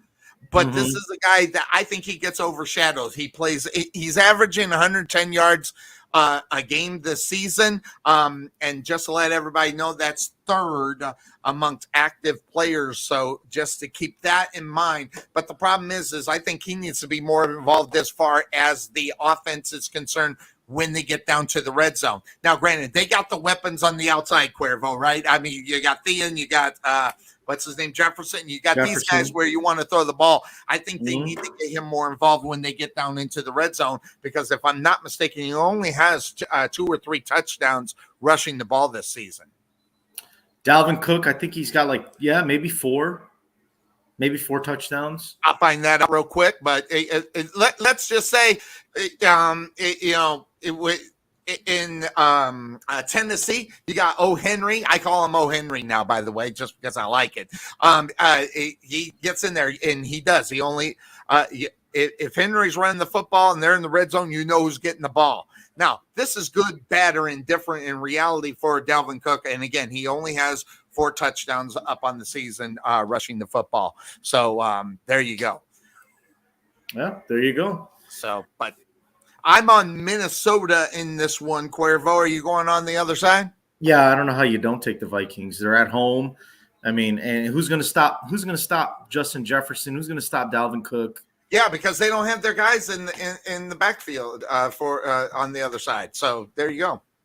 Yeah, let's real quick. I do want to look at I didn't even look at the injury report, and I'm taking Minnesota. Oh, I can get you a quick injury report on this one. I got it right here, Sonny. You got it? Cool. All right. Oh, James Conner's out. That's right. Rodney Hudson, the center's out. Christian Matthew corners. I think the center being out in reality. Listen, I love James Conner, but I think I'd rather have the guy that normally snaps the ball in the game. If you're going to be out of one of them, I think I'm okay with James Conner being in there or not being in the lineup. Yeah. So I mean, the run game. James Conner is the guy. And get this, Cuervo. They're 2 offensive linemen, Garcia and Hudson. They are out. And then you got 2 that are questionable, and Cody Ford and Humphrey. So there you go. Yeah, I mean that defensive line for Minnesota is they're gonna get right through. I mean, It's just gonna be like a hot knife through butter. And just to let you know, the injury report on the other side for the Vikings is really nothing in reality. You got 2 guys that are questionable, a defensive lineman and the outside linebacker, and then you got a wide receiver. The wide receiver is not much to write home. That's Naylor. Not that he's not a good one. It's just that the other weapons are in the game. So right now the Vikings are looking pretty good as far as injuries are concerned. So yeah, they're a pretty healthy team. All right. So that being said, that's going to take us to the next game. As we are kind of rapid firing and maybe we're hanging out a little bit. But for Las Vegas, Raiders on the road. They're 2-4. They're going up against the New Orleans Saints, who are 2-5. And at the beginning of the season, I remember everybody talking about how good the AFC West could be. And we kind of talked about it briefly earlier. It's not where I thought it was going to be in reality. But you got 2 teams that are really just kind of mediocre going at each other, which to me, guess what? I think those turn into entertaining games. Now, most people, they may not think that, but I will tell you, I think this could be a game that could be interesting to watch. The spread is only 1, so the Raiders only giving 1, but they're on the road. But when you take a look at what the Raiders, I see 1.5. You see 1.5. All right, very good. Yeah, fair. I mean, it's close enough. Yeah, it's close enough. But right now, when you take a look at New Orleans, right now they're banged up. I know you want to talk. You'll probably want to talk about the injury report as far as that is concerned. The Raiders looked good last week, so Josh McDaniel era not getting off to what they really wanted in reality, but you can see where it might be able to turn. The question is, in reality, is when will it turn? Will it happen against the Saints? Even though when you look at the Saints, they only got 2 wins. So, you look at both of these teams, 2 new coaches, they're going to head. And in reality, when you think about the game here is I think that comes to mind, which Derek Carr are we going to get here today? And I think that's the key to this game in reality. Oh yeah, every game that's the key, Sonny. I mean, it's all about quarterback play. You're absolutely right. I think the running game for the Raiders is doing really well. Josh Jacobs is really campaigning 6.4 yards a carry. Yeah, kid's killing it, man. Like he's saying, hey, let's get this extension done now. Look what I'm doing for you guys. Look what I'm doing to help balance this offense. And so, but what's not helping is he's questionable. He's got a little injury action going on. He's questionable in this game. I think he'll play, Sonny. No, I think he will that. too. Yeah, he's got. I do see him on here with a. Hold on a second. Nope, wrong team. That's why. There he is, Josh. Actually, I see him as full participation. He sounds like he's ready to go. Yep. And think about that. In reality, you want that guy in there. He is the guy that's going to either make or break what you're going to do in the game, whether it opens up the passing game in reality. And that's why you need him in that game. So I think that's huge for them as well. So I'll tell you what, though, Sonny, here's my thing. I think about what I see the Raiders moving forward. Mm-hmm. And some Raider fans that may be watching, listening, may not agree with this. I think you got to move on from Darren Waller to the tight end. I thought about that, Cuervo. And when you just said that, is it Waller or is it Carr? No, it's Waller. The guy can't stay on the field. The guy's hurt every other game, Sonny. Why you? And I don't know what he gets paid. I'd have to look that up. But I mean, why are you going to pay? I mean, look, the guy's talented. When he's on the field, he's good. Mm-hmm. That's the problem. He can't stay on the field. And so I think the Raiders have to make that tough decision. If they're going to free up some cap space, if they're going to, really compete in this division, I think Darren Waller needs to go. That's the guy that needs to go. And you find someone else at tight end. Take a look at this game, Cuervo. The Raiders, in points scored, they're 3rd in the NFL. The Saints, believe it or not, are number 7. All right, so the Raiders scoring 27.2 points a game. The Saints 25. Passing yards is a stat that I did not think I would see being 8th in the NFL with the Saints. They're averaging 256 yards in the air and then rushing, and that's because they have Alvin Kamara as well as Hill, 142 yards a game. And then passing touchdowns, the Saints are 5th in passing touchdowns with 12. And I will tell you, I mean, these numbers, when I was looking at them, I'm seeing all kinds of green for the Saints, but you kind of getting average stuff coming from the Raiders. So I'm wondering if they're choking up to this point of the season, and it goes back to when will they be really able to turn it around. That being said, Cuervo, I damn near took the Saints. They're home. Okay, so that's number one. It's hard to beat the Saints at home. All right, but here's the thing. When I looked at the game and I asked myself the question, all right, the point spread's only 1, and that, at home, and when Hill and Kamara are on pace. See, what scares me about taking the New Orleans Saints in this. Is this going to be the game that I think that they should go out there and do what they do with Hill and Kamara, and then they don't do it? And I think because I think that's what we'll see today. So in reality, I'm going against this pick because my pick, I want to go the Saints because of Hill, because of Kamara. But the only problem is, guess who's starting at the quarterback position? The one that threw 4 interceptions last week and helped, help another team look like a Super Bowl bound football team. So that's the only reason why I can't go the Saints in reality. So I don't.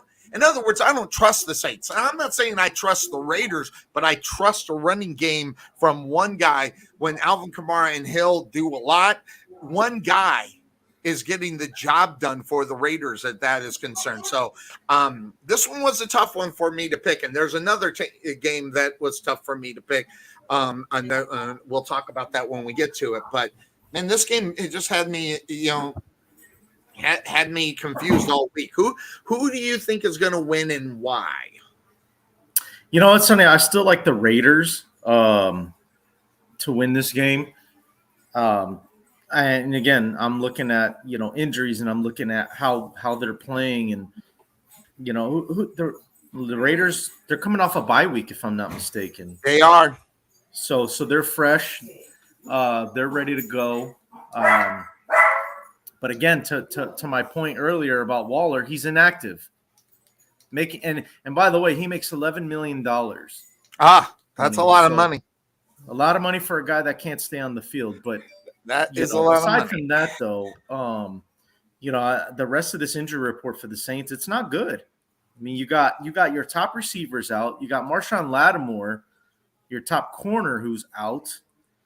You got other guys that are questionable. So I just think the Saints are a little depleted. If they were healthier, I would take the Saints because there's something about the Saints. It's the Saints. It's like a home field thing for them. Yes. They're a lot more energized at home. And yes. And I can understand. I mean, look, Saints fans, man, they get rocking when they're at home. I mean, New Orleans is one of the best places to go watch a football game. And I've never been there. I could just tell. You can. And you're right about that. And that I think that's good enough for a field goal every game. And look at how close these games are. Yeah. So, but I just think it's too much for the Saints to overcome with those guys out. So I like especially the Raiders. Lattimore. Lattimore's out. Yep. And by the way, guess who's out yet again? Michael Thomas. Yeah, Michael Thomas. That's what I'm saying. Like, by the way, and Jarvis Landry, he's out. Yeah, so they're gonna have to rely on Tre'Quan Smith and I can't even think of who else is on that receiving core without those two. Yeah. So you're missing a 1-2 punch. So that means Hill is going to have to be active in the passing game. So, but here's the deal. Andy Dalton's going to start this game too. Jameis Winston can play, but just to let everybody know, Jameis Winston is probable. But every report that I'm getting and what I've seen is that Andy Dalton's going to start this game. Now, how long that will be for, I don't know. But here's one thing that I got in my mind, just to Jameis Winston, Alvin Kamara, and Hill all in the backfield. Yeah, I mean, and that gives you yards rushing the football, because if you don't know where the ball's going to go, that your defender is going to have to be on the ball quick. And that's the only thing that scares me about this game. The reason why I'm actually taking the Oakland Raiders as everybody else is, but I think that part of the game, but without Landry, without Thomas, I don't feel confident taking the Saints. Yeah. If Landry was in, or if Landry or him were in there, I would probably go ahead and take the Saints. But I mean, with more not in the game, it just kills the excitement of that game too, as well, I think. Mm-hmm. So yeah, yep. I'm gonna go. I'm gonna take the Raiders. And most everybody else is taking them too. So yeah, I am too. Now that's gonna lead me to another game that I thought was going to be tough for me, and then it changed my mind. And I'm not wearing the reveal of the Jets. But the Jets are taking on New England. New England's 3-4. The Jets, Cuervo, I can't. We've been doing this show together for 13 years, right? Mm-hmm. Yep. When have we ever said the Jets are 5-2 after 7 weeks in the NFL? Not that often. I think maybe one other time, and that was when I first came on the show. Might have been, and I don't remember that one. So that was the Rex Ryan, Mark Sanchez days. Oh, is that what the butt? Yeah, I guess so. I guess butt fumble days. The butt fumble that yeah. So the Jets, and by the way, just the spoiler alert, I'm on the Jets, and there's one reason why. Cuervo, I think they're making a mistake, and I'm talking about the Patriots. Okay, hear me out. Okay, Mac Jones is the starting quarterback for this football team. Okay, then they bring in Zappy, who is Mac Jones. But the difference is he was more successful in the first few games of the season compared to Mac Jones. And the fact of the matter is, and this is a football team that it makes a difference on. Reps are a big deal for a football team like the New England Patriots. So the fact that Zappy comes in and doesn't do a good job in replacement of Mac Jones, that don't shock me. Okay? Because most of those snaps were going to Mac Jones when they knew he was going to be the starter. Mac Jones is again the starter. I think Zappy was doing a better job at the quarterback position than Mac Jones, and I think they made the mistake. When Mac Jones became healthy, they went ahead and threw those rules in and said, well, you're not going to lose your starting job because of injury. I think this is a mistake. And I think Zappy is the better quarterback in reality, based upon 3 games. Yes. But if he started those 3 games and he was really good in reality. It helps when you have a good defense, and the Patriots got a good defense without question. And so that helped them as well. And that would have helped with this progress at the quarterback position. I think the Patriots are making a mistake by starting Mac Jones. That's the reason why I went against them again this week. I'm not going to take the Patriots because they're going to start Mac Jones. I think Zappy is the better quarterback. And then say whatever you want. The Jets have been playing good offensively and defensively. They do need to get better offensively. You might as well start with the Patriots. I'm on the Jets. Yeah, I like the Jets too. I just think right now they're playing really well, and I mean, I don't talk about a guy that goes in for 1 year at the head coach position and gets them set in year 2. That's just nothing but phenomenal when you talk about the New York Jets. Yeah. This is one of the best turnarounds that I've seen in a while. Oh God, yeah. It was one of those things like, God, are the Jets ever going to be any good? And here we are. They're 5-2. They're playing well right now, and unbelievable. I'm not saying playoffs yet. I want to see the consistency there, but what I find interesting about this game though, Sonny, is the Jets are a 3-point dog. Why are they a dog today? I don't know. I don't know. And listen, yes, we can talk about the quarterback position in reality. I think the reason why they are the dog is because of the defense that is coming their way. That defense is pretty good. Take away from last week, they had played 3 games defensively really well as far as the Patriots are concerned. Now, whether or not Wilson is going to be able to find his receivers or get the running game going is going to be the big question. The fact they're at home is also another reason why I'm taking them as well. In this game, being at home is always a big thing. So New York and MetLife Stadium should be rocking pretty well. Yeah. Now they got 2 winning teams in New York, by the way. Yeah, Jets and Giants who don't play. And if you want to add Buffalo, they got 3 winning teams in the New York area. Yeah. Yeah. Crazy. It was We're last all time we doing said well. that. We have not been able to say that, as far as that is concerned. But I like what the Jets are doing, slowly but surely putting it together and playing well. I like the Jets in this one. I don't have a lot to say about this game in reality. Mm-hmm. Yeah. Look, what I'm interested to see is how the Jets are going to continue to run the football. Brees Hall's gone for the year, unfortunately. I feel bad for the kid. But they make a trade with your Jaguars. They get James Robinson from you guys. How did you feel about that trade? Yes, I have not been able to figure out how or why that happened. I just don't get it. Well, I think the Jags got, what was it, a 6th round pick in return, if I'm not mistaken. Those guys don't make the football team. That one bothers me.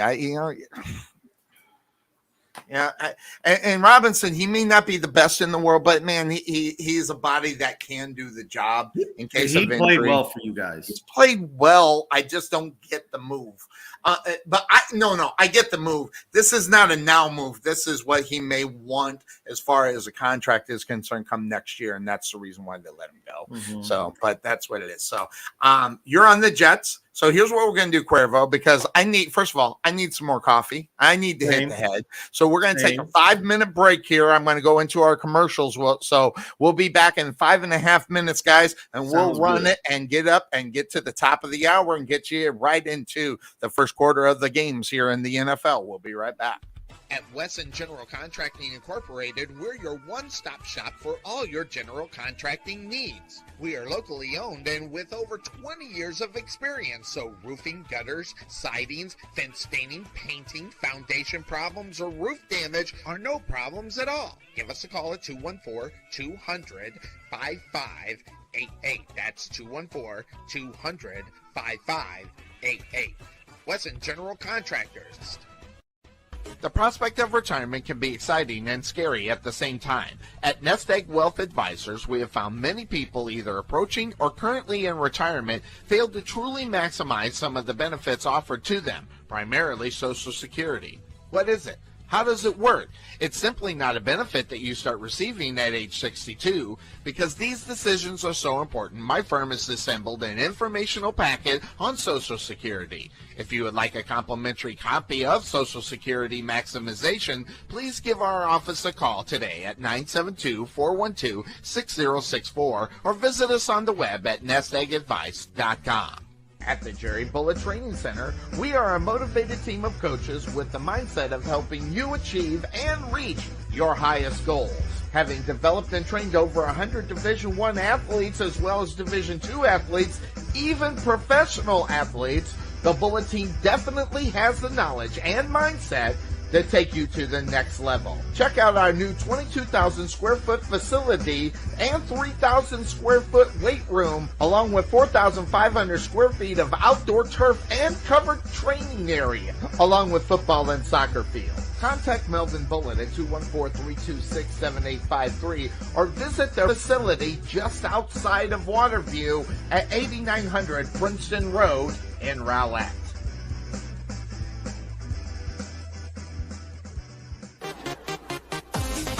Being taken for a ride? Check out Casso Insurance, serving Texans since 1981. Bundle your home, auto, or business insurance and save a ton. Casso Insurance on the corner of Main Street and Rowlett Road, where we make insurance fun. Or check us out on the web at CassoInsurance.com, where we always have the coffee pot on. Yeah, but is it fresh?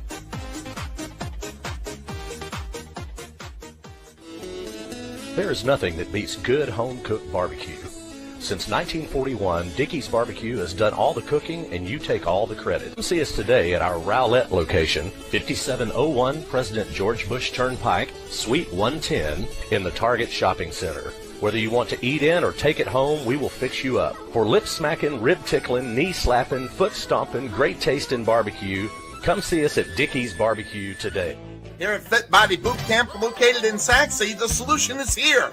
Fast, long-lasting weight loss results and the healthy lifestyle you need to keep them. The key to your fat loss success is our signature afterburn workouts, as well as support and motivation from our world-class coaches, and an easy-to-follow nutrition program to help you keep the fat off. Visit your local Fit Body Boot Camp in Saxe today to see the difference for yourself. Or give us a call at 214-463-3005. That's 214-463-3005. Fit Body Boot Camp, Saxe. Saxe Ice House is a non-smoking craft beer and beer pub located in the heart of Saxe. The Ice House was opened to provide a friendly, clean, and female-friendly environment. Saxe was lacking a place for service industry, date nights, and girls' nights, as well as happy hours. Excellent service and top-notch food are our priority. On Tuesday, we offer 79-cent wings, as well as half-price burgers on Mondays. So check us out at the Ice House, located at 6501 Highway 78 in Saxe, or give us a call at 469-304-1550, or check us out on the web at saxeicehouse.com. Go Mustangs! Ever want to know why Bill and I look so great on our broadcast? Check out K West Designs on Facebook to find out why. Check out all the samples that Kelly has up so you can see, especially if you have a special occasion that needs something original or design or something that says, this is our moment. Check out K West Designs on Facebook or give Kelly a call at 469-601-5856. That's 469-601-5856. K West Designs. Rich's Performance Muffler and Auto Care has provided complete auto repair services to the Wiley area since 2003. Whether it's alignments, brakes, air conditioning, muffler service, suspension, front-end auto services, or in my case, a Cadillac converter, Rich does it all. Stop by and see him at 603 Commerce Street, Suite 203 in Wiley, or give him a call at 972-461-0776. That's 972-461-0776. You'll be happy you called Rich instead of anybody else.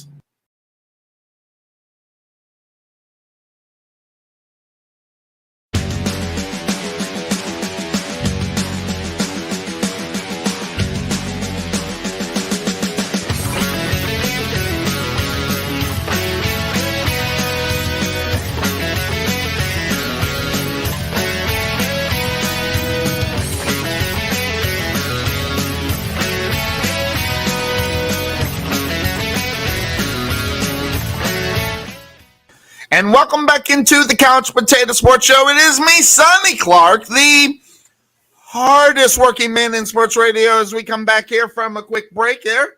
Had to get us a little bit more coffee. Thank you. A little bit of hazelnut from Seattle's Best. It was on sale, so it was cheaper than the other stuff. It is pretty damn good.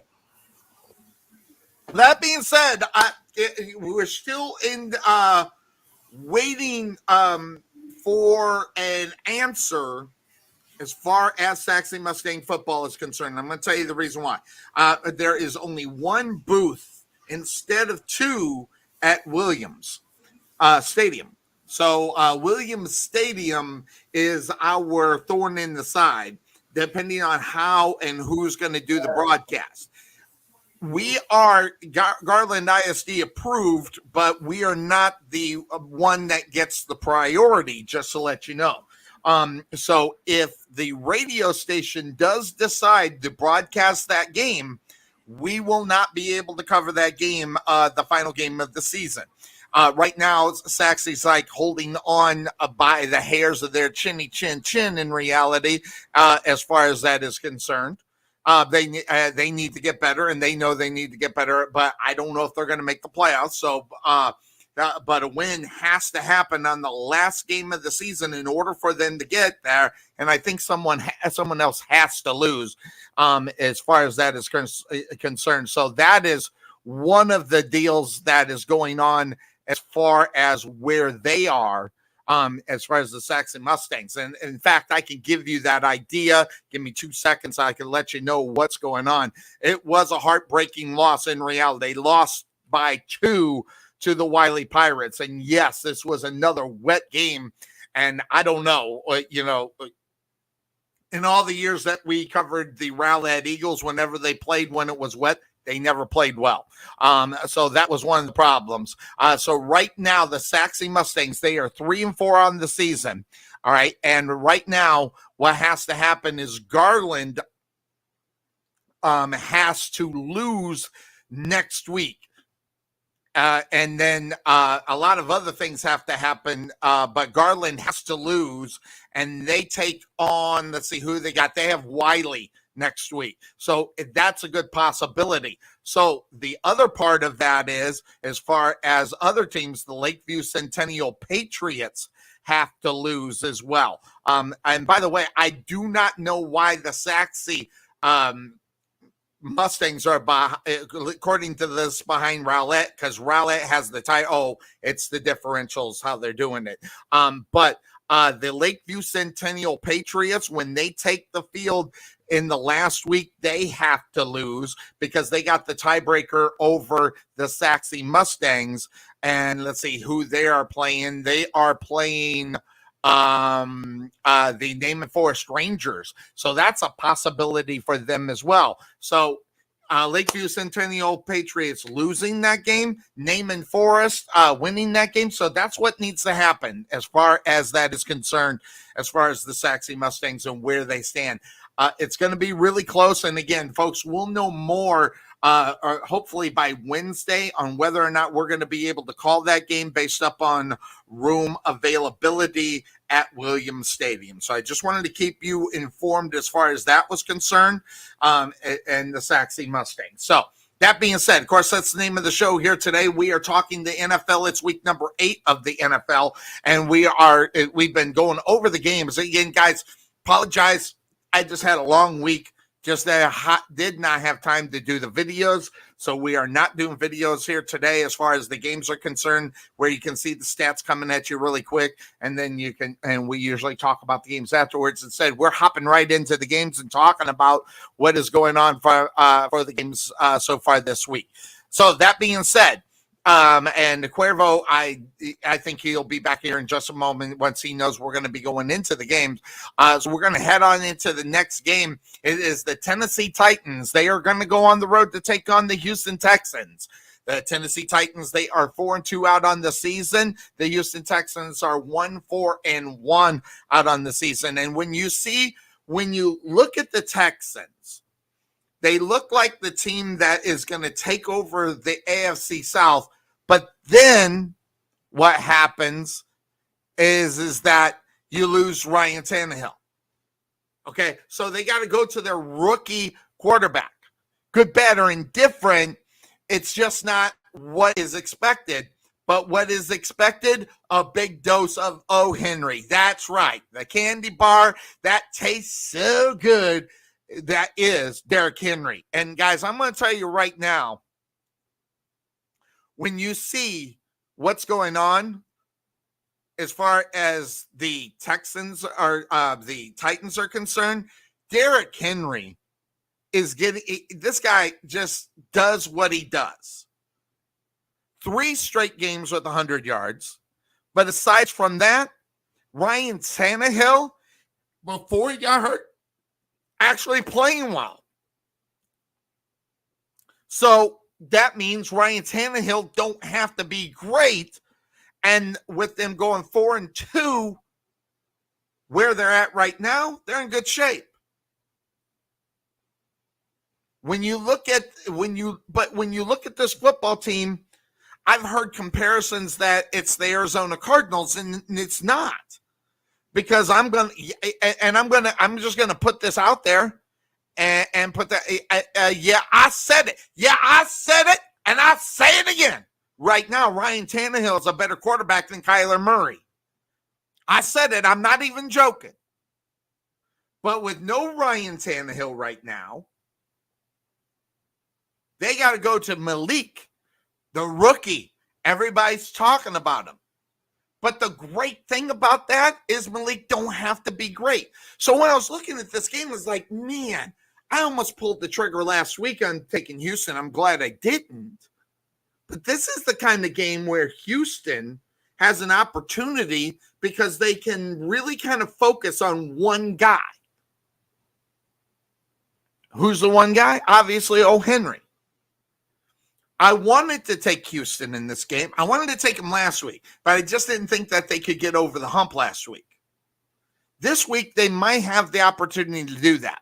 Also, this is an AFC South matchup. I always love division matchup games, and this one falls into the division matchup games. So, what does that mean in this game in reality? Well, say whatever you want. Injuries are going to be a big part of every game. Vegas is a lot in this game, and I'm going to tell you that's the reason why. Houston could not even get one, not two, or could not give 1, 2, or 3. They're getting a point. And that's even with the injury at the quarterback position, no Ryan Tannehill. Good, bad, or indifferent. That's not great as far as you're saying, I'm a good football team. But right now, the Titans are in control of the AFC South. Houston, on the other hand, not so much. But what the Titans have done has been crazy. I want you to listen to these numbers, okay? The Titans have won 10 of their last 11 games against the AFC South opponents. They're also 8-3 against the spread in that same time. And the Texans, guess what? Against the spread, if you're a betting man, sometimes you want to take the Texans. They're 5-1 in the last 6 against AFC opponents, AFC South opponents. But they're 4-6 in their last 10 games straight up against the Titans. And the Titans haven't been the worst football team in the league. They haven't been the best. Although last year their record showed it, as they had the first round bye. And then they went in and, crapped the bed in the second round of the playoffs. So what team are we going to get here? Because of the quarterback position, we don't know. I hate rookie quarterbacks. I really hate rookie quarterbacks when they don't have a running game. This is a little bit different with O. Henry. Now, whether or not he'll be able to get the ball out to his wide receivers, that will be the question. So when I looked at this and I was looking at some stats, I want you to know this.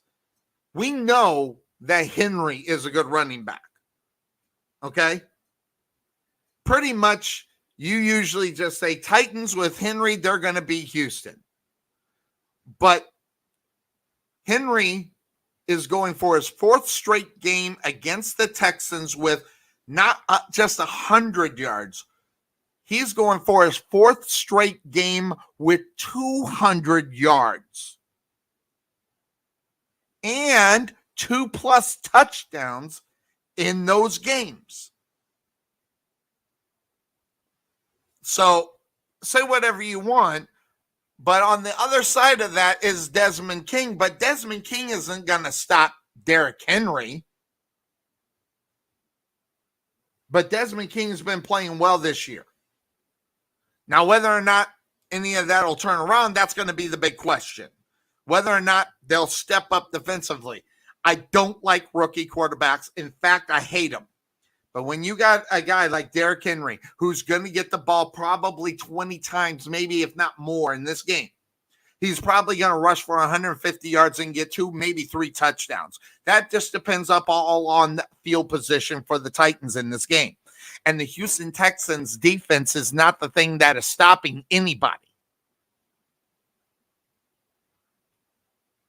Last week, the Titans, they got a 19-10 victory over the Colts, which was no surprise to me, which led to Matt Ryan now being benched. So now you got to think about the Colts. Now, do you want to pick them? We'll talk about that game here in a few moments. But the Titans have won 4 straight after starting 0-2. The Texans, right now, you're not thinking that they're the best football team out there. By the way, just to let everybody know, Jaguars are, what the 1st and goal from the 1 yard line, about ready to take the lead in this game. And since I'm watching this for a moment, because I turned my head, there's the handoff and not getting in for the touchdown. So they'll get to the half-yard marker and they'll go to second down. Now, let me see if Cuervo is in the room. I don't see him yet. So that being said, I want to go back. I'm skipping back to my notes here. So, wrong page. There we go. All right. So what does that mean? Anything? Brandon Cooks has to be something that the Houston Texans can rely on, because guess what? He's probably not going to be there next year. Brandon Cooks is a good guy. And there's the touchdown for the Jacksonville Jaguars. They just took the lead in the game. 16-14 pending the extra point. So, when I was looking at this game with Ryan Tannehill, I'm all over the Titans. I almost see, and the fact that it's a rookie quarterback almost puts me to the place where I ask myself, could this be the game that the Houston Texans can sneak out and win? Don't know what most people think, but I'm going to go with the Tennessee Titans in this game and get all squared. I think they should have big game. I think Henry, again, 150 yards, 2 touchdowns, maybe 3. And you want to talk about yet another fantasy lock, and I'm going to even slap the table, because I'm telling you, Henry is not going to be able to be stopped today, because he's going to get 20 to 25 carries in the game. So that being said, of course, that's the name of the show. We bring back in Cuervo. I mean, this shouldn't be too hard, but since you were gone, I had to monster up the game to make it sound like it's going to be really interesting. No Ryan Tannehill for the Titans. He's out with an ankle injury. So we're going to see Willis today. Do you think that makes any difference as far as your pick and who you're going to pick to win the game? Oh, it absolutely changes. I mean, look, and that's not it is a knock on Malik Willis. He's a rookie, hasn't really shown a lot so far. So I just think it's going to be not a very good day for the Titans. Now, here's what's crazy. Titans are still a 1-point favorite. Like, yes. What? Yeah. With Malik Willis, 1-point favorite? 1 point. And you know what, Cuervo? And I pushed that button about a minute ago, it seemed. Oh, there he is. Sorry about that. But yeah, but man, I don't know if you heard anything of what I was saying. But I want to read. When I saw the stat, I was like, I got to cut and paste that one. All right. So Derrick Henry right now. All right. Just to let you know, 3 straight games with 100 yards. But that's not necessarily the thing that got me. Where is it? I gotta go back and find it. Let's see here. Where did I find? Where did I put it? There it is. All right. Get this. Are you ready for this, Cuervo? Ready. Derrick Henry is going for his 4th straight game against the Texans with not just 100 yards, but 200 yards plus rushing and 2+ rushing touchdowns against the Houston Texans. I mean, wow. Those are huge number. Henry, I call him the Henry bar, man. I'm telling you right now, which is by the way a good candy bar. So that's a good name for it. It was okay. I love it, but maybe it's the old school in me, I guess. But I think even with Malik Willis, here's the thing about that: Malik Willis don't have to be good in this game. They are playing the Texans, and the Texans are kind of in a disarray. I'm actually going, even though I hate the fact that Ryan Tannehill's not in the game, I think they're going to put it on the shoulders of Henry, and I don't think they'll be able to stop him. I'm going Tennessee. Who you got? Wow, you're still going Tennessee. Okay. I'm still going to go. I think I'm going to go the other way, Sonny. I think I like Houston in this game. I understand, the whole, no Derrick Henry factor, whatever. But I just think without Ryan Tannehill, I mean, you got to have the quarterback to make it happen. Now, I could be wrong. Maybe there's something that we haven't seen yet from Willis that he could bring another dynamic to that offense. But show it to me. Like, I don't. I was not exactly right. Well, man, and that could be the case. That could be the case. But I just could don't be see the it happening. case. Oh, look who showed up. All right, let's bring him in. It is Obi. I don't know how long you've been hanging there. I've been going back and forth. The Broncos are trying to score after the Jaguars have taken a 3-point lead in this game. The Broncos driving, and they just rushed it there at the 30-yard line of the Jaguars. How you doing, Big Ob? Did you see my name on there? It said "Go Buckeyes." Yeah. Chris, You're crazy. or Sonny, I'm gonna have to tell you, it's gonna come down to that last weekend in November, It always does. dude. That is gonna be a smash mouth. Because it don't even matter what the records are, man. That you know what that is now? It's the new Rose Bowl. You know what I'm saying? Both teams are gonna be undefeated going into that game. And it's going to be crazy. So, and that game is actually at the freaking Horseshoe, which pisses me off more than that.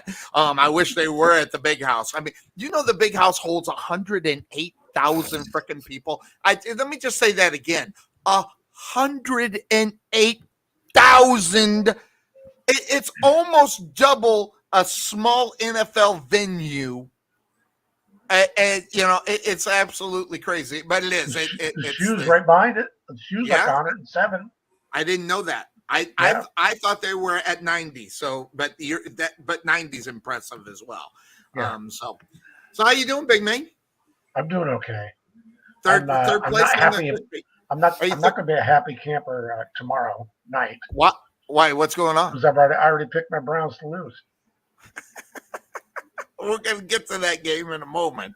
That's the way it goes sometimes, Obi. He didn't want to take the Bears today. I am so frustrated with this team. So frustrated. Well, okay. So just quick side note. We only got 45 minutes, but I want to talk about that. Where is this coming from? What's the frustration? You did the right thing this time. What was that?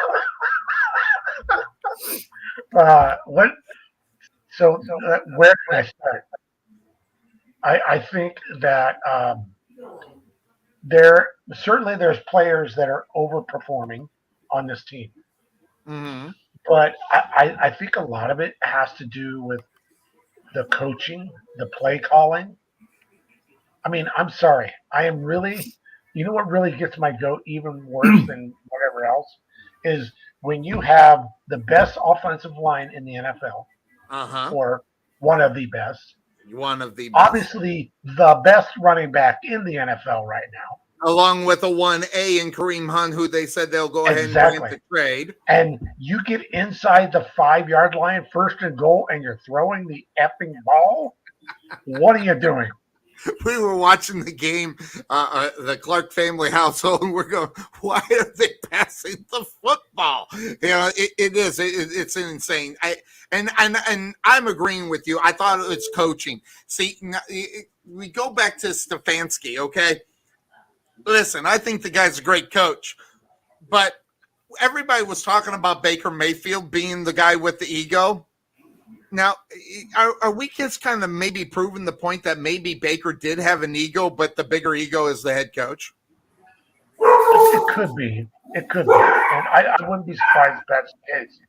But I'm going to say that being part of a head coach is you need to, if somebody's making the play calls like that, it's like, oh, hell no.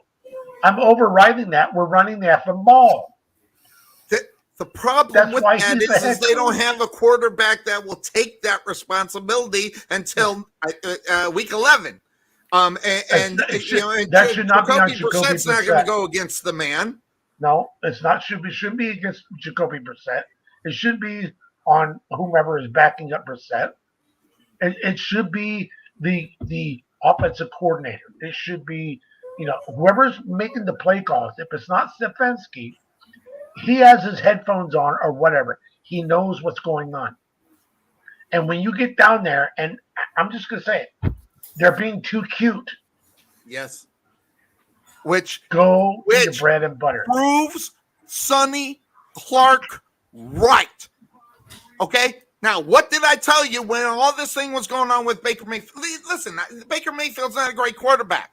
But Baker Mayfield, the reason why he, that relationship wasn't working is because of the play calling. He came out and said it. And last week they proved Baker Mayfield and Sonny Clark right.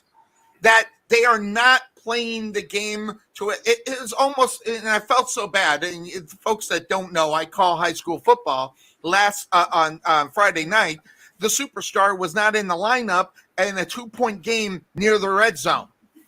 And that didn't fare too well. And I'm sitting here going, where's our superstar? Where's our superstar? All right. So it's about having personnel in when they're supposed to be. And obviously running the football, they didn't do it. And by the way, this is not the first time. Last week was not the first time there was bad play calling coming from the Cleveland Browns offense. Okay. So I think there is a real thing as far as Baker Mayfield's main chief complaint was we got horrible play calling going on in this football team. Yes, but I'm going to tell you, it's not. There's some issues going on with Baker Mayfield as well there. And hey, when you get benched in Carolina because you're playing bad, yes, that's something. That does say something, but hold on. You are not going to be able to convince Sonny Clark that Baker Mayfield would be a much better quarterback in Cleveland than he would be in Carolina. All right, so you're not going to be able to convince me. Why? Because of the running game, because of the offensive line, and he'll find an open receiver. Okay, so I think that's where most of the problem is. But right. I just thought I'd give you that opportunity because I'm fully agreeing. I think the coaching right now, as far as Cleveland is concerned, just bad play calling going on right now. Cuervo, I don't know if you watch what you think about that as far as the Cleveland Browns are concerned. Say that one more time. I didn't hear that. Cuervo, I threw it to you. Yeah, you got. Oh, what? Boy, Denver just took the lead. Well, Denver I just realized there's a minute and a half left in this game. Mm-hmm. This one. There's two teams on Denver, and I'm not one of them. There are two guys on Denver. So let me. Who's on Denver? The Men's, Todd Men's, and one Brian Tarvin. Everybody else is on the Jaguars except my brother who didn't make a pick. He forgot. Cuervo, I have to say, congratulations to the Bears last week with the win. That was, you know what? That's who we thought they were going to be. Oh. Yeah. Wait, you talking about the Patriots or the Bears? No, the Bears. Yeah, the Bears. Actually, I thought the Patriots were going to beat them, but I was wrong. All right, so where are we at? I mean, like I told Sonny earlier, it's by far the best offensive game they've had all season. Mm-hmm. And that's the thing that makes me the happiest. Even if they had lost that game, at least there's signs of life in the offense. So definitely. Hey, really quick, Obi, I just want to get your pick just for conversation things. Arizona and Minnesota. Did you pick the Arizona Cardinals to win this week? Please say giraffe. No. Is a giraffe spotted? No, I did not. All right. I just want inquiring mind wanted to know. So I did. Smart man. Smart man. You're talking. So this is a person who I don't know what it is. I don't know why. But I've always had this feeling of I've always wanted the Cardinals to crash and burn. And not even more so than this year. Because I can't stand Kyler Murray. I can't stand Cliff Kingsbury. I think Cliff Kingsbury is way over his head. But yet he always gets those wins to where it keeps him on for longer, like last week. That win guaranteed him at least another 5 games. Yep, could be. Buys him time. Yeah, but D-Hop coming back, that's. I don't think he's that big of a significant player. They're not going to win without him. So if they're going to win, it's going to be with D-Hop, or they're not going to. So, but Yeah. All right. So that being said, of course, that's the name of the show. How much we got you to the top of the hour, Obi? Yeah, close to that. Yeah. All right, so we're going to go into the next game, and not a lot to talk about in reality, but the 3 and 4 Washington picked off. You're kidding. That's it. That's game. Damn it. Denver's going to win. All them high knees paid off. Cuervo, you didn't pick the Broncos, did you?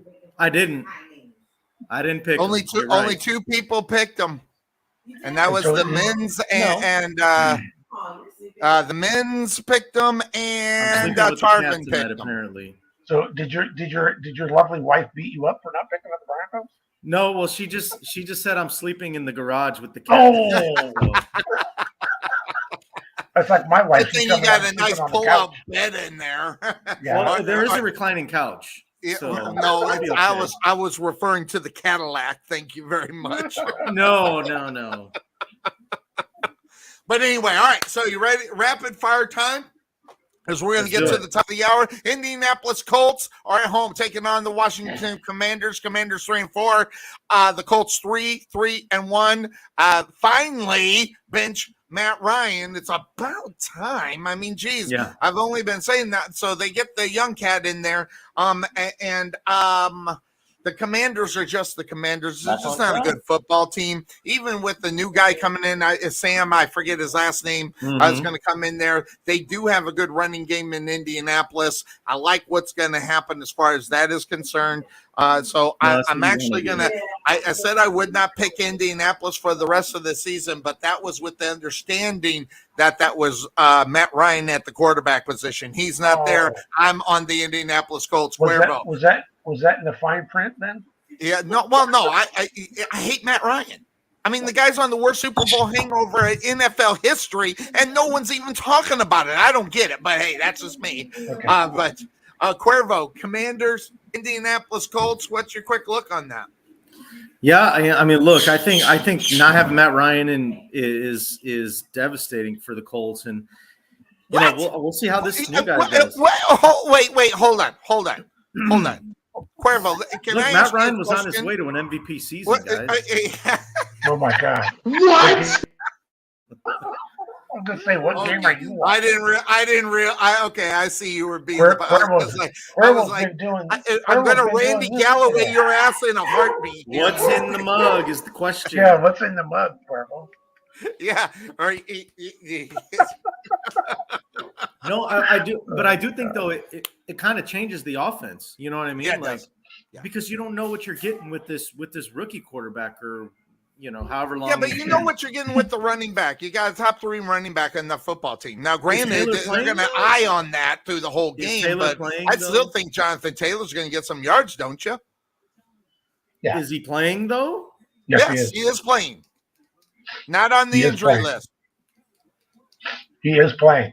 That's the only reason why I picked him, by the way, just to let you know, because of Jonathan Taylor. Outside of that, here's the problem with the Commanders. They got Tyler Heineke starting at the quarterback position, and you want to talk about a guy that's iffy and uffy and everything else. I mean, he's not a good quarterback. He's okay for a half, but that's about it. Heineke beat the Buccaneers last week. Oh, come on. All right. Would you just stop it? Oh, no, that was terrible. Crazy knucklehead is terrible.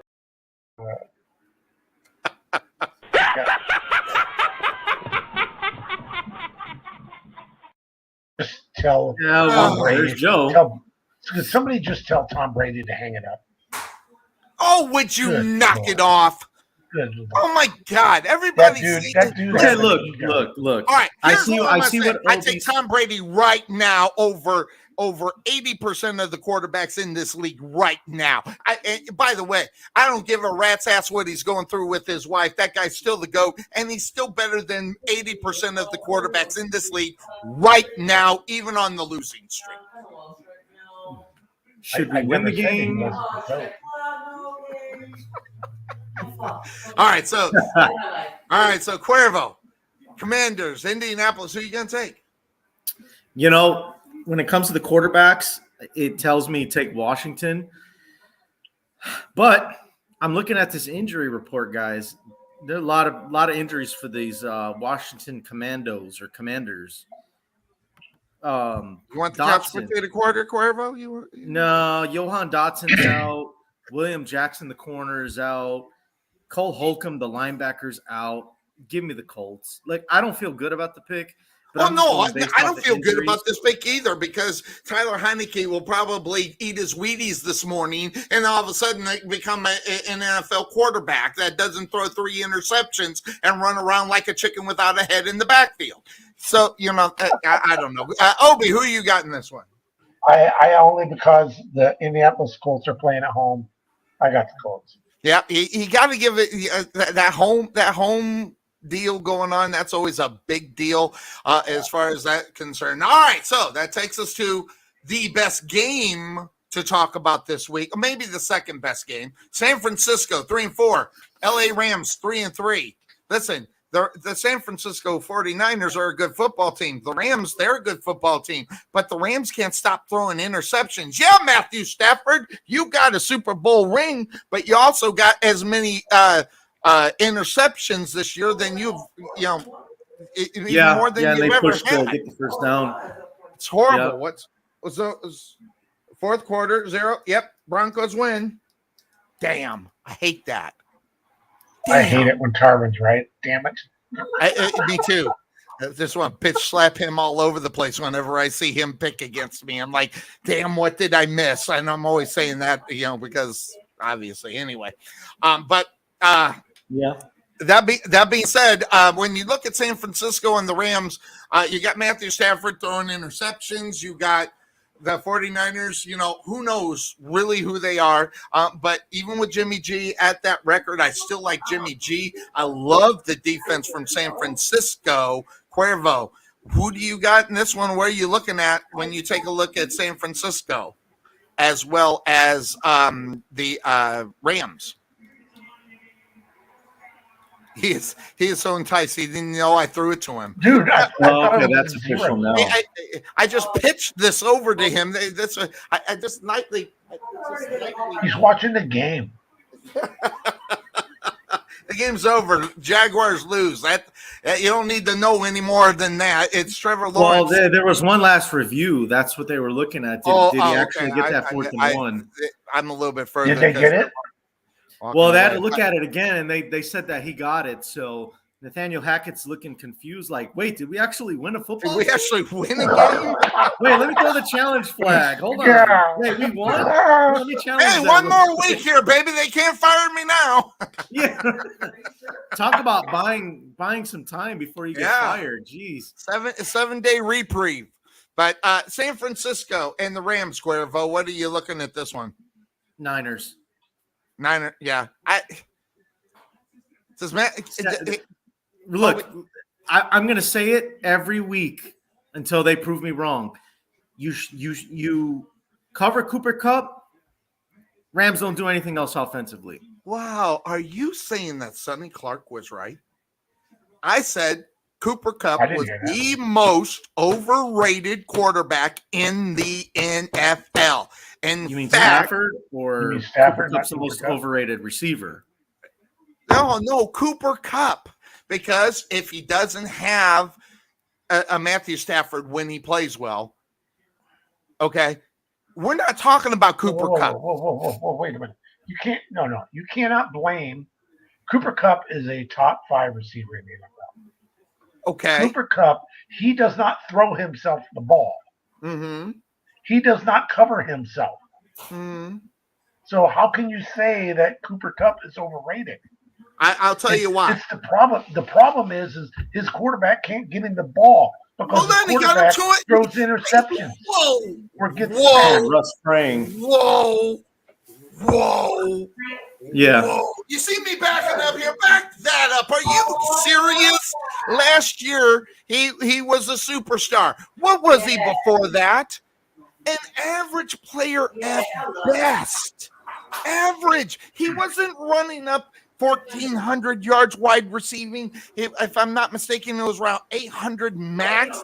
This guy, he didn't have a quarterback before. Now he still doesn't have a quarterback. So, okay, all right. So put him with Tom Brady.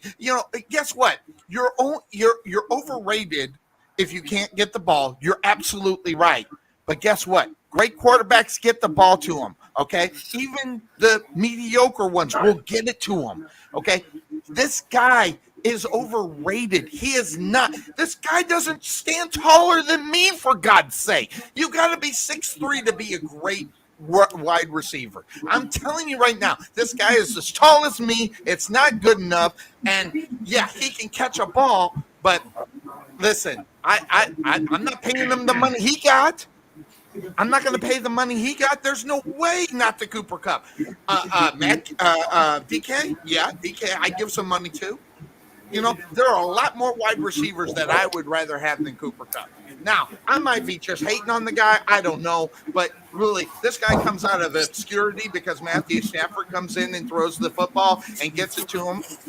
But the real Matthew Stafford shows up. Yes, you can blame Matthew Stafford, but you also, listen, Matthew Stafford isn't going to miss a wide open wide receiver, right?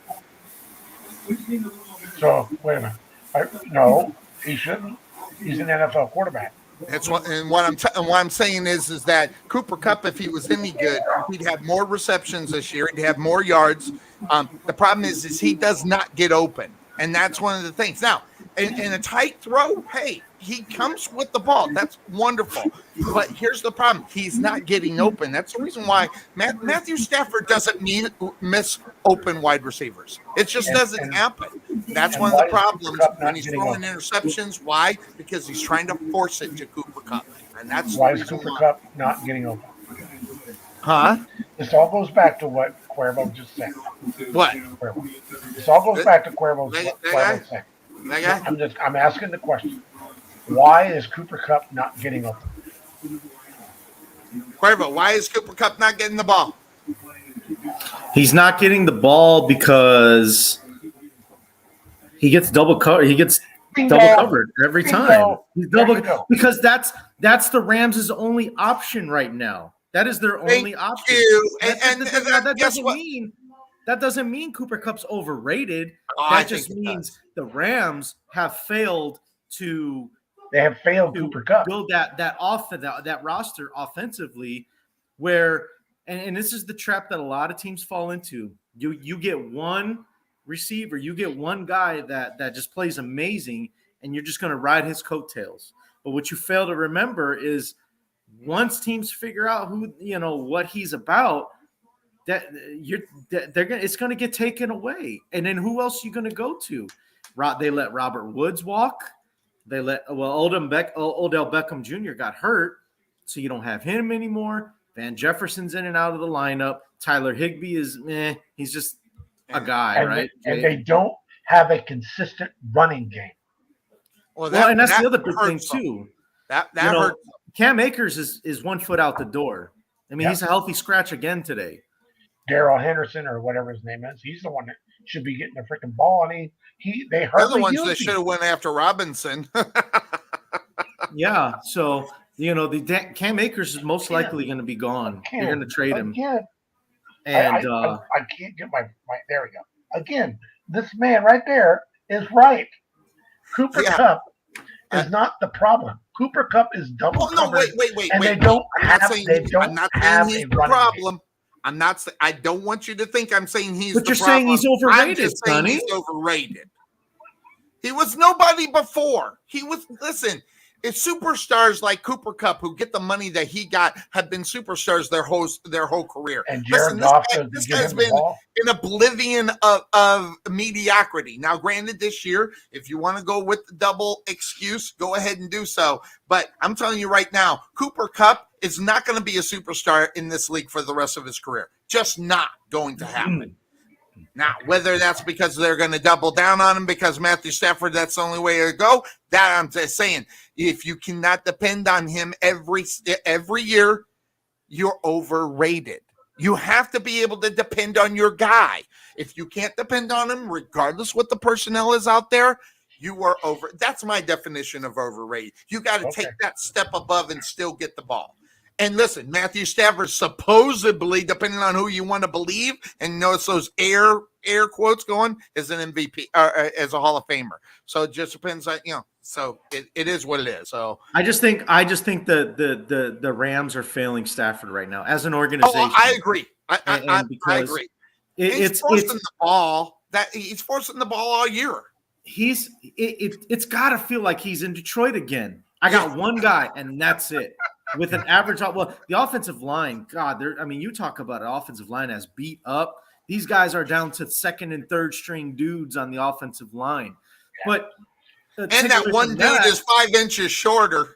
And take away from that, Stafford's got one guy to throw to, and that's it. No running game. If he doesn't feel like he's back in Detroit, I don't know what could make him feel, unless he's wearing the uniform again. Yep.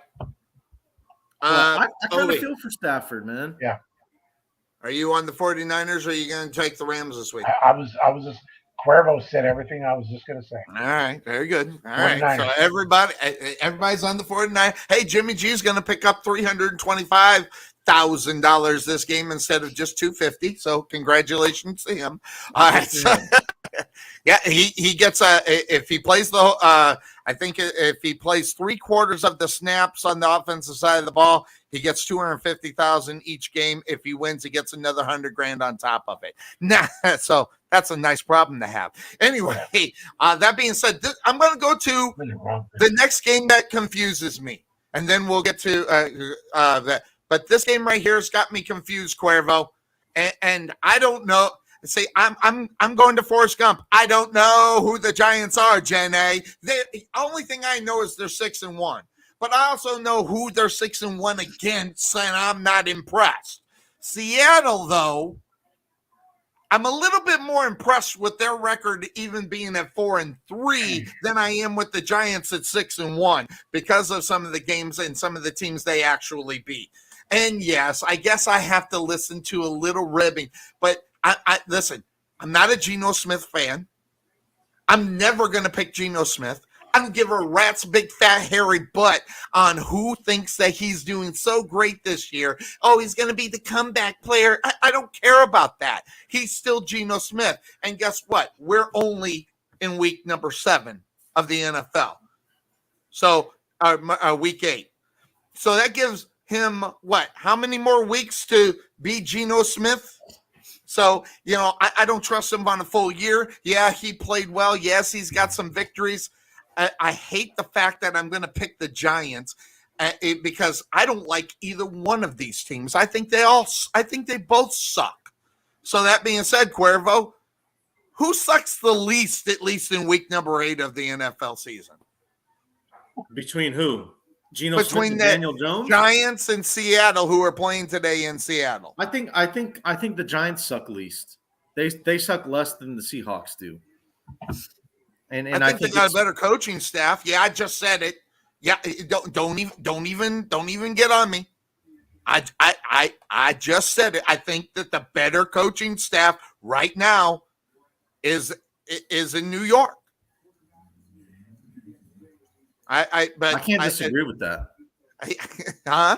I don't disagree with that. Well, I see this guy right here. He's got a shit-eating grin on his face right now, which usually tells me that he thinks I'm full of shit. So so who's the better coaching staff there? Is it Pete Carroll and the Seattle Seahawks, or is it the Giants coaching staff? I'm asking because of that grin. Right. Okay, so right now, I would say the Giants have a better coaching staff. Good. But that 3-letter word I hate in all caps. Pete Carroll has been in the league for a long time. Now, I wanted to actually get Cuervo. You picked the Giants to win today? Yeah, I'm taking Giants today. And you said the Giants were going to win, Sonny? I did. Enjoy yourselves with a loss because the Seattle Seahawks are going to beat the Giants today. Geno Smith is going to have 250 plus yards. Hey, good numbers. Right, Cuervo? 250, right? Good number. For who, Geno? For Geno, For this Geno, way saying for 250 Geno. and 2 touchdowns. Okay. One of them will be running. Okay. All So right. the Seahawks are going to beat the Giants because I think the Giants are a mirage. A mirage. Hey, listen. Giants are I wish I 6-1. could say you were crazy. The Giants are 6-1. How did they get 6-1? That's why. That's what I'm saying. I mean, I see this. Now, granted, they can only play who's in front of them, and yes, Exactly. the ball's bounced in their way a couple of times. In order to get the wins. Congratulations. But I am agreeing with you so much. They're such a mirage. But maybe they got enough that maybe they think there's a little bit more water in the future for them, and they're going to grasp for the water because a Geno Smith-led football team. Listen, we seen him with the Jets. Look who the Jets are today. They don't have Geno Smith. The last time where he was before this, I forget where it was. Now granted, I like the fact that he's getting a little love, okay? Because I think Geno Smith could be an okay quarterback, and he's proven it so far this year. But as far as a career, Geno Smith is a bum. Yeah, I said it because Cuervo said, "You think you?" in the messages last week because they won, of course. Cuervo throws up that, yeah, Sonny, you think Geno Smith is a bum? Yeah, I think he's a bum. I don't care if they won or not. So you are going Seattle. I am going Seattle. And we're gonna hang our hats, and we're gonna go ahead and say the Giants. Can I reserve later on today? Can I reserve the right to on our little Facebook Messenger page say I told you so? As long as we're allowed to do it as well, because because you can say whatever you want. I mean, I don't know. It's 6-1, half dozen the other, right, Cuervo? When you got a team that historically bad as the Giants have been, and then you got a quarterback who has been historically bad, kind of getting a little bit of opportunity. You always ask yourself the question, who's going to win? And then when you do who's going to win, then you ask the other question, Cuervo, is can he get it done today? Yeah, Daniel, I know Saquon Barkley's going to get it done today. That's what, key right there. Because the way that they were going to win is going to be despite themselves. But hey, Barkley looks like a real quarterback, right? Our running back right now, doesn't he? He looks like what we expected him out throughout his career instead of what we've been seeing for the last 3 years. But he got hurt. That's what I'm saying. He got hurt, and he's got really hurt. struggled. Physically, he was probably better, but it's all about the mentality, the mental part of actually after getting hurt, coming out there and playing at a high level. Right, you got to get past that mental. Yes. Literally, it might not be that something that you are aware of, but it's they've got to get over that hump, and I think Barkley has gotten over that hump. Oh, absolutely. So, I mean, do you not think that Barkley's gotten past that? No, I think he's past it now. He's been playing lights out this year, and I think he's up. Hey, let me just throw this as something to think about as far as Barkley is concerned. If they were 1-6, 2-5, you think those quote unquote injuries bug would show up for Saquon? Maybe he's a little bit nicked up here, a little bit nicked up here. When you're playing and you got a winning team, you're not nicked up here, you're not nicked up there. So that could be. Yeah. I think that's a story to think of too, right? I think could be. All right, so for the bragging rights of getting to say, I told you so, I told you so, I told you so, I told you so, I told you so. It's Geno Smith. So yes, you get you I gotta find that video so I can post it later on today. As soon as you said it, I went and found it and got it back in just so that I was like, I got to get it in there for him. So I was able to, and plus I have some room. So that being said, so you're on the Seattle Seahawks. By the way, a lot of people are on Seattle. I've been looking at some of the other, and a lot of people are taking them. I just don't think they're all that great. Now, Green Bay and Buffalo. I don't have a lot to say about this at all, except for the fact that Aaron Rodgers, for the first time, might be in his whole career, is going to lose his fourth game in a row. And insane as sane as that sounds, that's the case scenario in this game, Cuervo. You've got a Green Bay Packer team that's supposedly good with Aaron Rodgers, and then you got a good football team in Buffalo. Obviously, the marquee game of the week in reality, if you're looking at who's playing and everything else. But what is your thoughts on the Green Bay Packers taking on the Buffalo Bills? I lobbed that one again to you, Cuervo. I mean, what is going on with that? You bring that in here? No, I'm paying attention up here too. I don't know what you want me to say, Sonny. Like Buffalo, look, Green Bay, spread? They're taking a nosedive. Spread today on this game. So say again. Did you see the spread on this game? I did see the spread. It's like 10. The Bills are favored by 10.5. It's like, where the hell does that? And listen, I'm going to tell you right now, 20. if I had a little money in my pocket and a bookie, I might be having to make a call for that, and I might take the green machine. Oh, I have to do that. I just might have to do that. Sonny's bookie speaking. Are you taking the bet? No. However, I don't think they're going to win the football game. Obviously, Buffalo right now is the best team, in my opinion, the best team in the NFL. Close 1A would be the Kansas City Chiefs, but that's 1A. You're better than the other 32 teams in the NFL right now, and that does include Green Bay. So, Cuervo, do you go Green Bay in this one? Do you go against the odds? Say Aaron Rodgers is not going to lose 4 games in a row. That's the only reason why I was considering whether or not I was going to take Green Bay or not. How do I put this nicely? Hell no. Hell no. So no. So Green Bay Packers.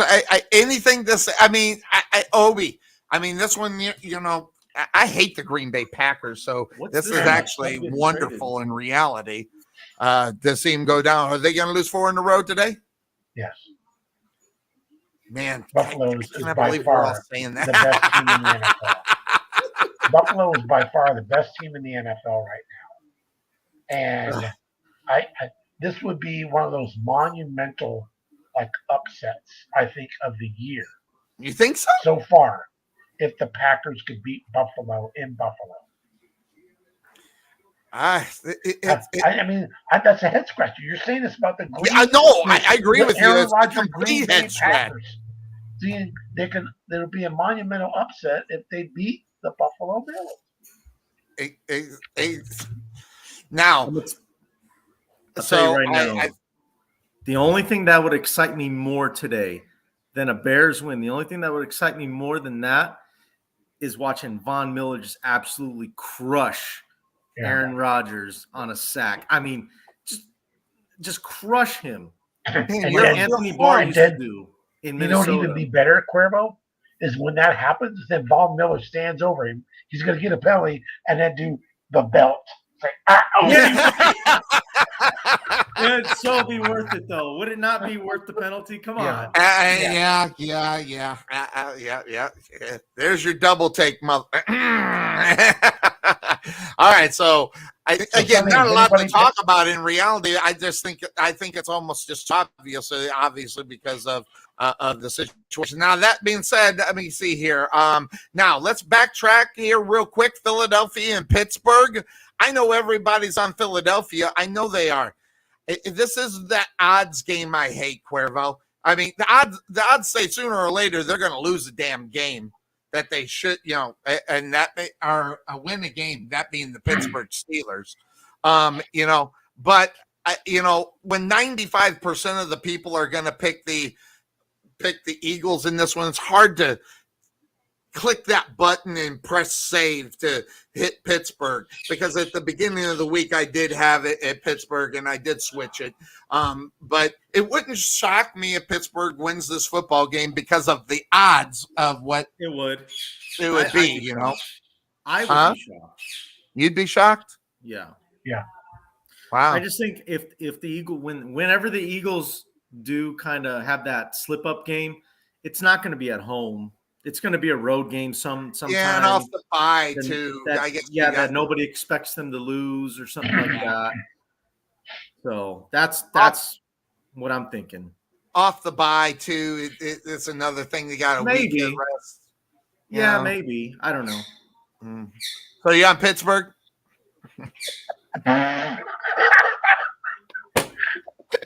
What?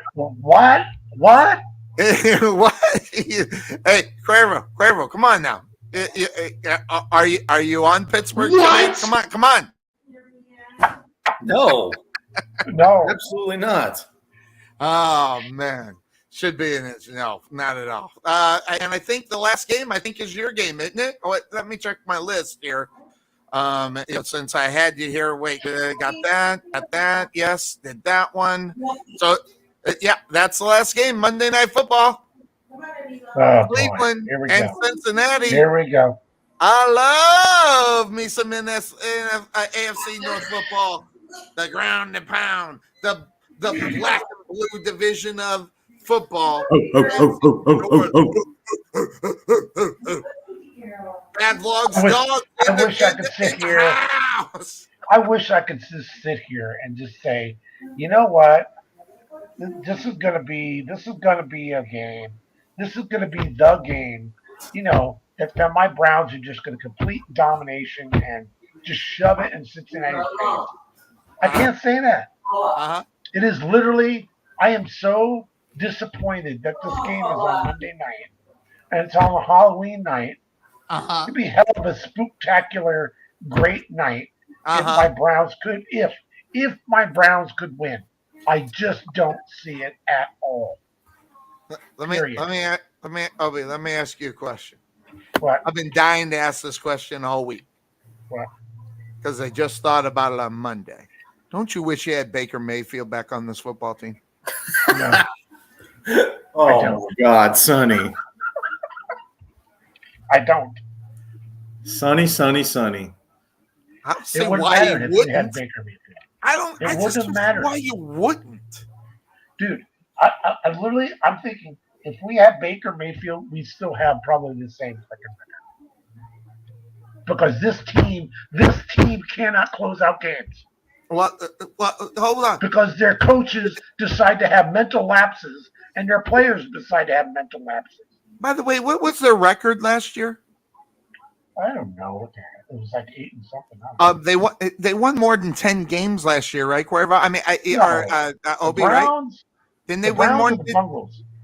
No. Browns? Didn't they win 10 games last year? No. They were what, 9 and 8 or 8 and 9? We were 8 and 9, I think. Yeah.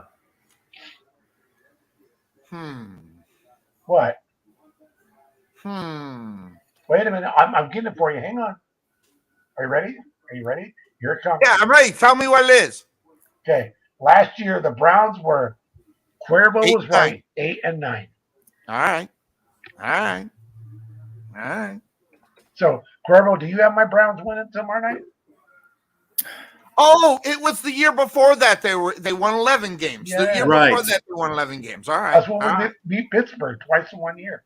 Yeah, that's what I'm. And where's my buddy Bryce so I can rub that into his face? He no showed on us today, which maybe he doesn't want to talk about this game, his game today. But I wouldn't blame him. But he does put a review, so if we check Bryce's page, it'll be on there. So, but I'm on the Bengals.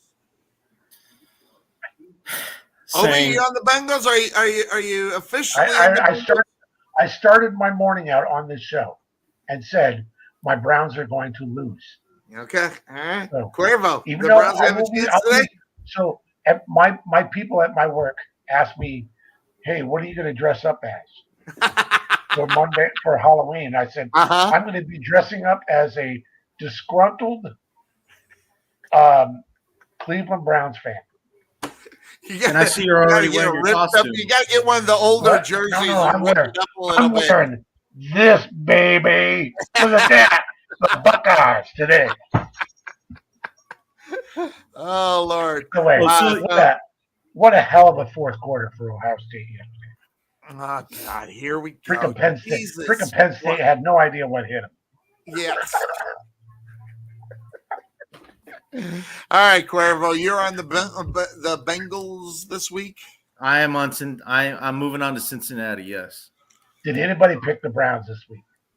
I don't know. I won't be able to. I don't see that until 5 minutes before the game. I can't see who everybody picked. Everybody thinks I can see everything. I can't. It's. But you're Kamish.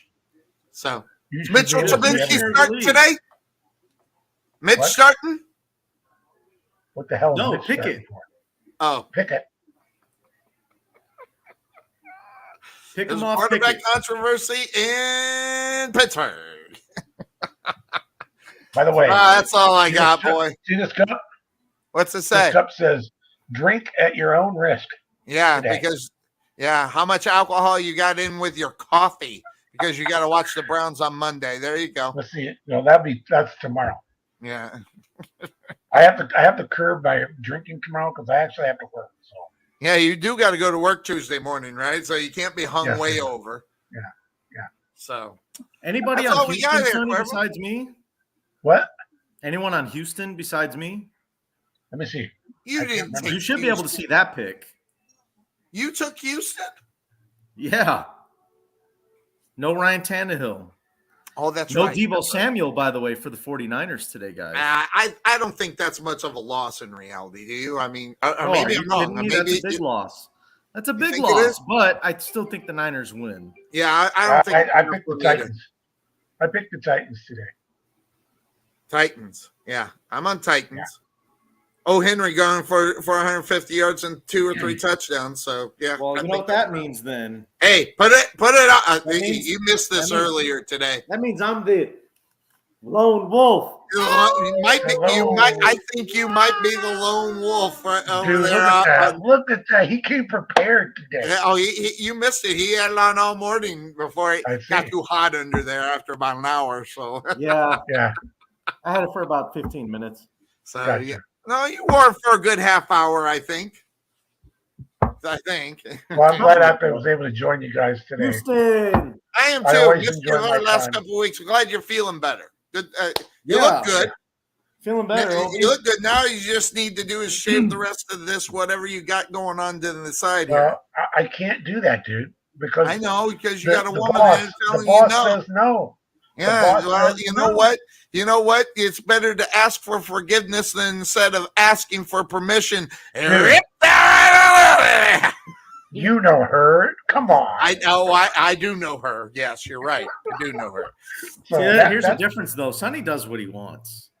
He lives by himself. He does what he wants. Yeah, there we go. I'm living by myself. Oh, there you go. That might be the answer to that whole thing. But anyway. By the way, hey Obi, I get it. Buckeyes number 2 in the nation, and that's great. That's where they normally are. But creeping right, but who's in that rear view mirror? Them Tennessee Vols. And the Michigan Wolverines. Both. Yeah, I'm tell you what. That Hendon Hooker, after yesterday's game, he's the real deal. That kid can throw the freaking ball. Yeah. And he's a weapon. He can run it. But the true test is next week. I wish it was next Saturday already. Already. I'm so ready for that game. Already. Oh. Going against the Dogs. I'll tell you what. If Tennessee beats Georgia next week, Tennessee will be number 1. You think Michigan? No. Michigan I don't think has they'll leapfrog Ohio State. Yes, Rutgers and I know their next game before they had. I think they got Rutgers and Nebraska, and then Ohio Michigan? State, right? Yeah. So they should be undefeated at that time. So okay, I'm just hoping for an upset. Finally, one time. I'm tired of your freaking. I'm tired of the Buckeyes, man. I'm just sick of it. Hey, why don't you just call them what my wife calls them? She calls them the suck eyes. The suck eyes. Hey, I like it, and I might have to get a shirt that says I'm a suck eye hater. Oh.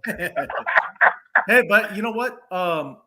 When is it that they start doing the playoff Tuesday. ranking, like the top 4? This Tuesday is the first. Oh, this coming Tuesday. Yep. They'll televise it too because people will watch it. Yeah.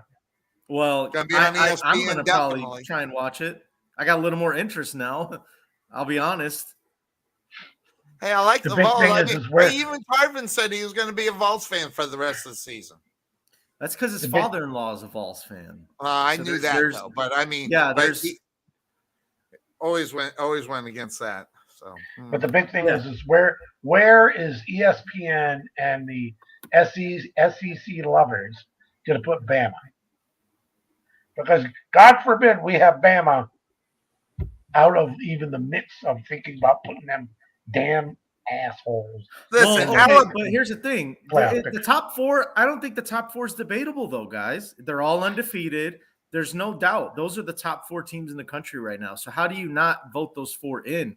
It's just a matter of who's number 1, 2, 3, and 4. It's just the order. Talk to ESPN. They'll tell you what. Well, you know what? If they put Bama in there, who are you going to take out? You going to take Michigan out? You going to take Tennessee out, who just beat them? No. Wait, Alabama's undefeated too, right? No, they lost. Sir. They lost. Who'd they lose to? Oh, Texas Tech, wasn't it? No, they lost to Tennessee.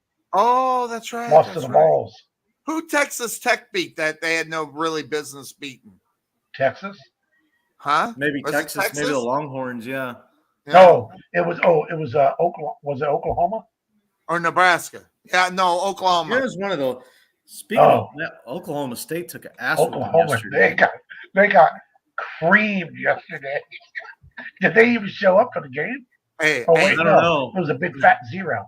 Yeah. So it's always nice to see that. Yeah. Oklahoma, I always want to see lose. Nebraska, always want to see lose. Oh, that's a train. Ohio State, I wish would lose.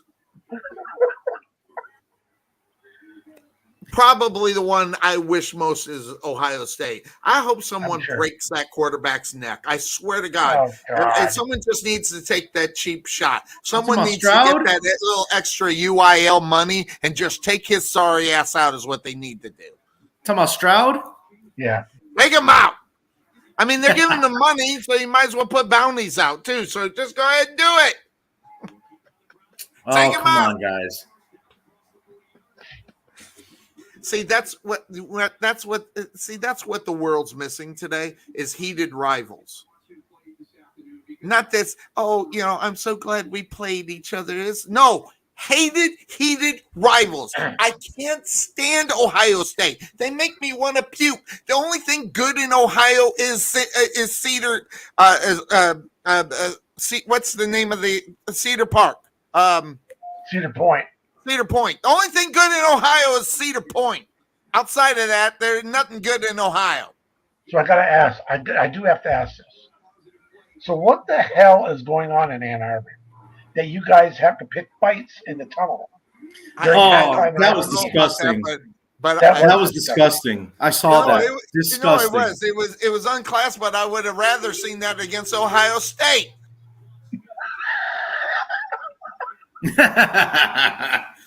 Just an all-out brawl. That's right, man. Screw them. That's what happens anyways, right? Before the game. Hey, listen. I'm going to tell you right now, and I think Obi's going to agree with me. There's so much dirty play going on in that game alone than you get all year long. People are twisting ankles in the pile and doing all kinds of crazy crap underneath the pile. Hate each other. Game. None of the other games it happens, but that game right there, someone's going to get hurt in that game. Those two teams hate each other. And that's why I like it. But I like Obi, but I don't like his football team. But I love having a good, and I don't even want a healthy hate. I want pure, unadulterated, get in there. I've scratched their eyes out, do all the dirty, nasty things you can do in a rivalry. I hate this. Oh, I'm so glad we played. Let's trade jerseys. Here's the deal, guys. Here's the deal. Let's trade jerseys. Ugh, it makes me puke. Here's the deal. So, look, here's how I say it. There's nothing wrong with you guys being cool with each other for 51 weeks a year.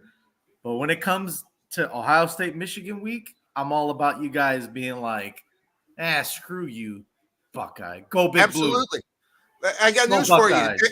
And Obi will say the same thing. I'd sucker punch Obi that week. Hell yeah. I didn't say anything about sucker punching He'd sucker punch me too. That's what the rivalry's about. It's hated rivalry. It's heated rivalry.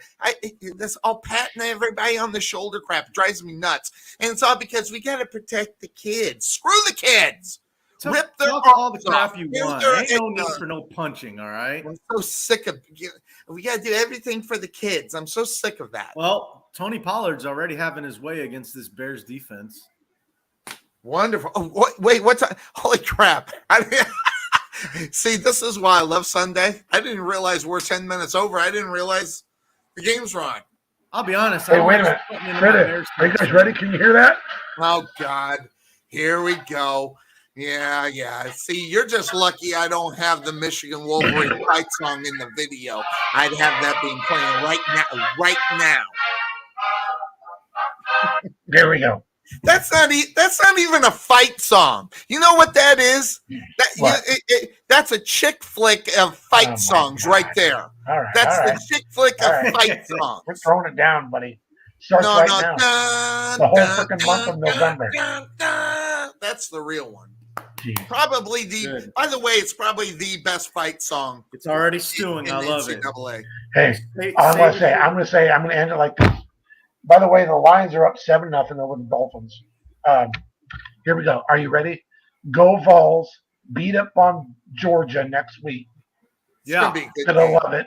We're gonna find out how really good the Vols are next week. Yeah. Yep. I agree. And I think they're pretty good, and I think they beat Georgia. Yeah, I just said it. Hey, Georgia had some lapses yesterday, man.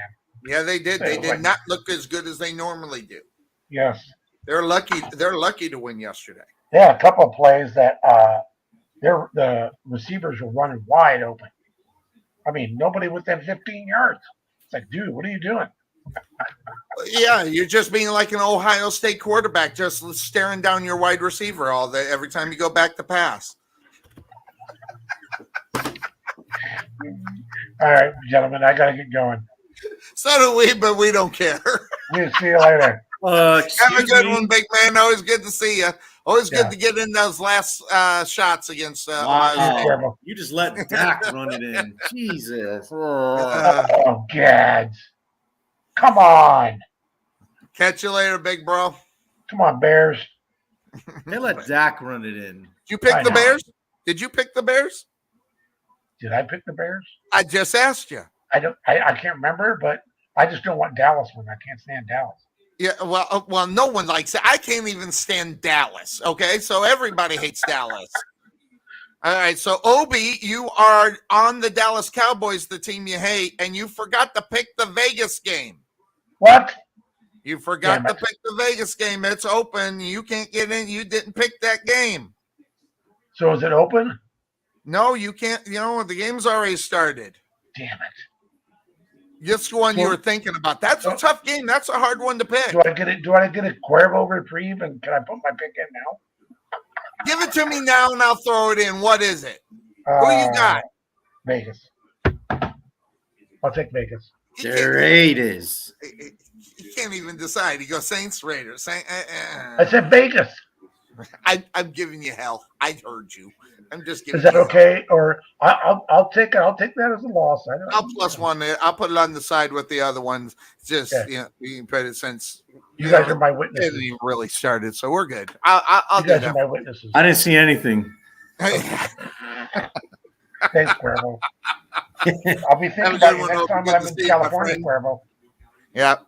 Catch you on the flip flop, big dog. We'll see you later. All right, Cuervo. You have anything before we're out of here? No, I'm ready to watch this game. All right, I'll get you out here with the exit, and we're out of here. I don't have anything else to say. Everybody's going, thank God. We're out of here, everybody. Bye bye.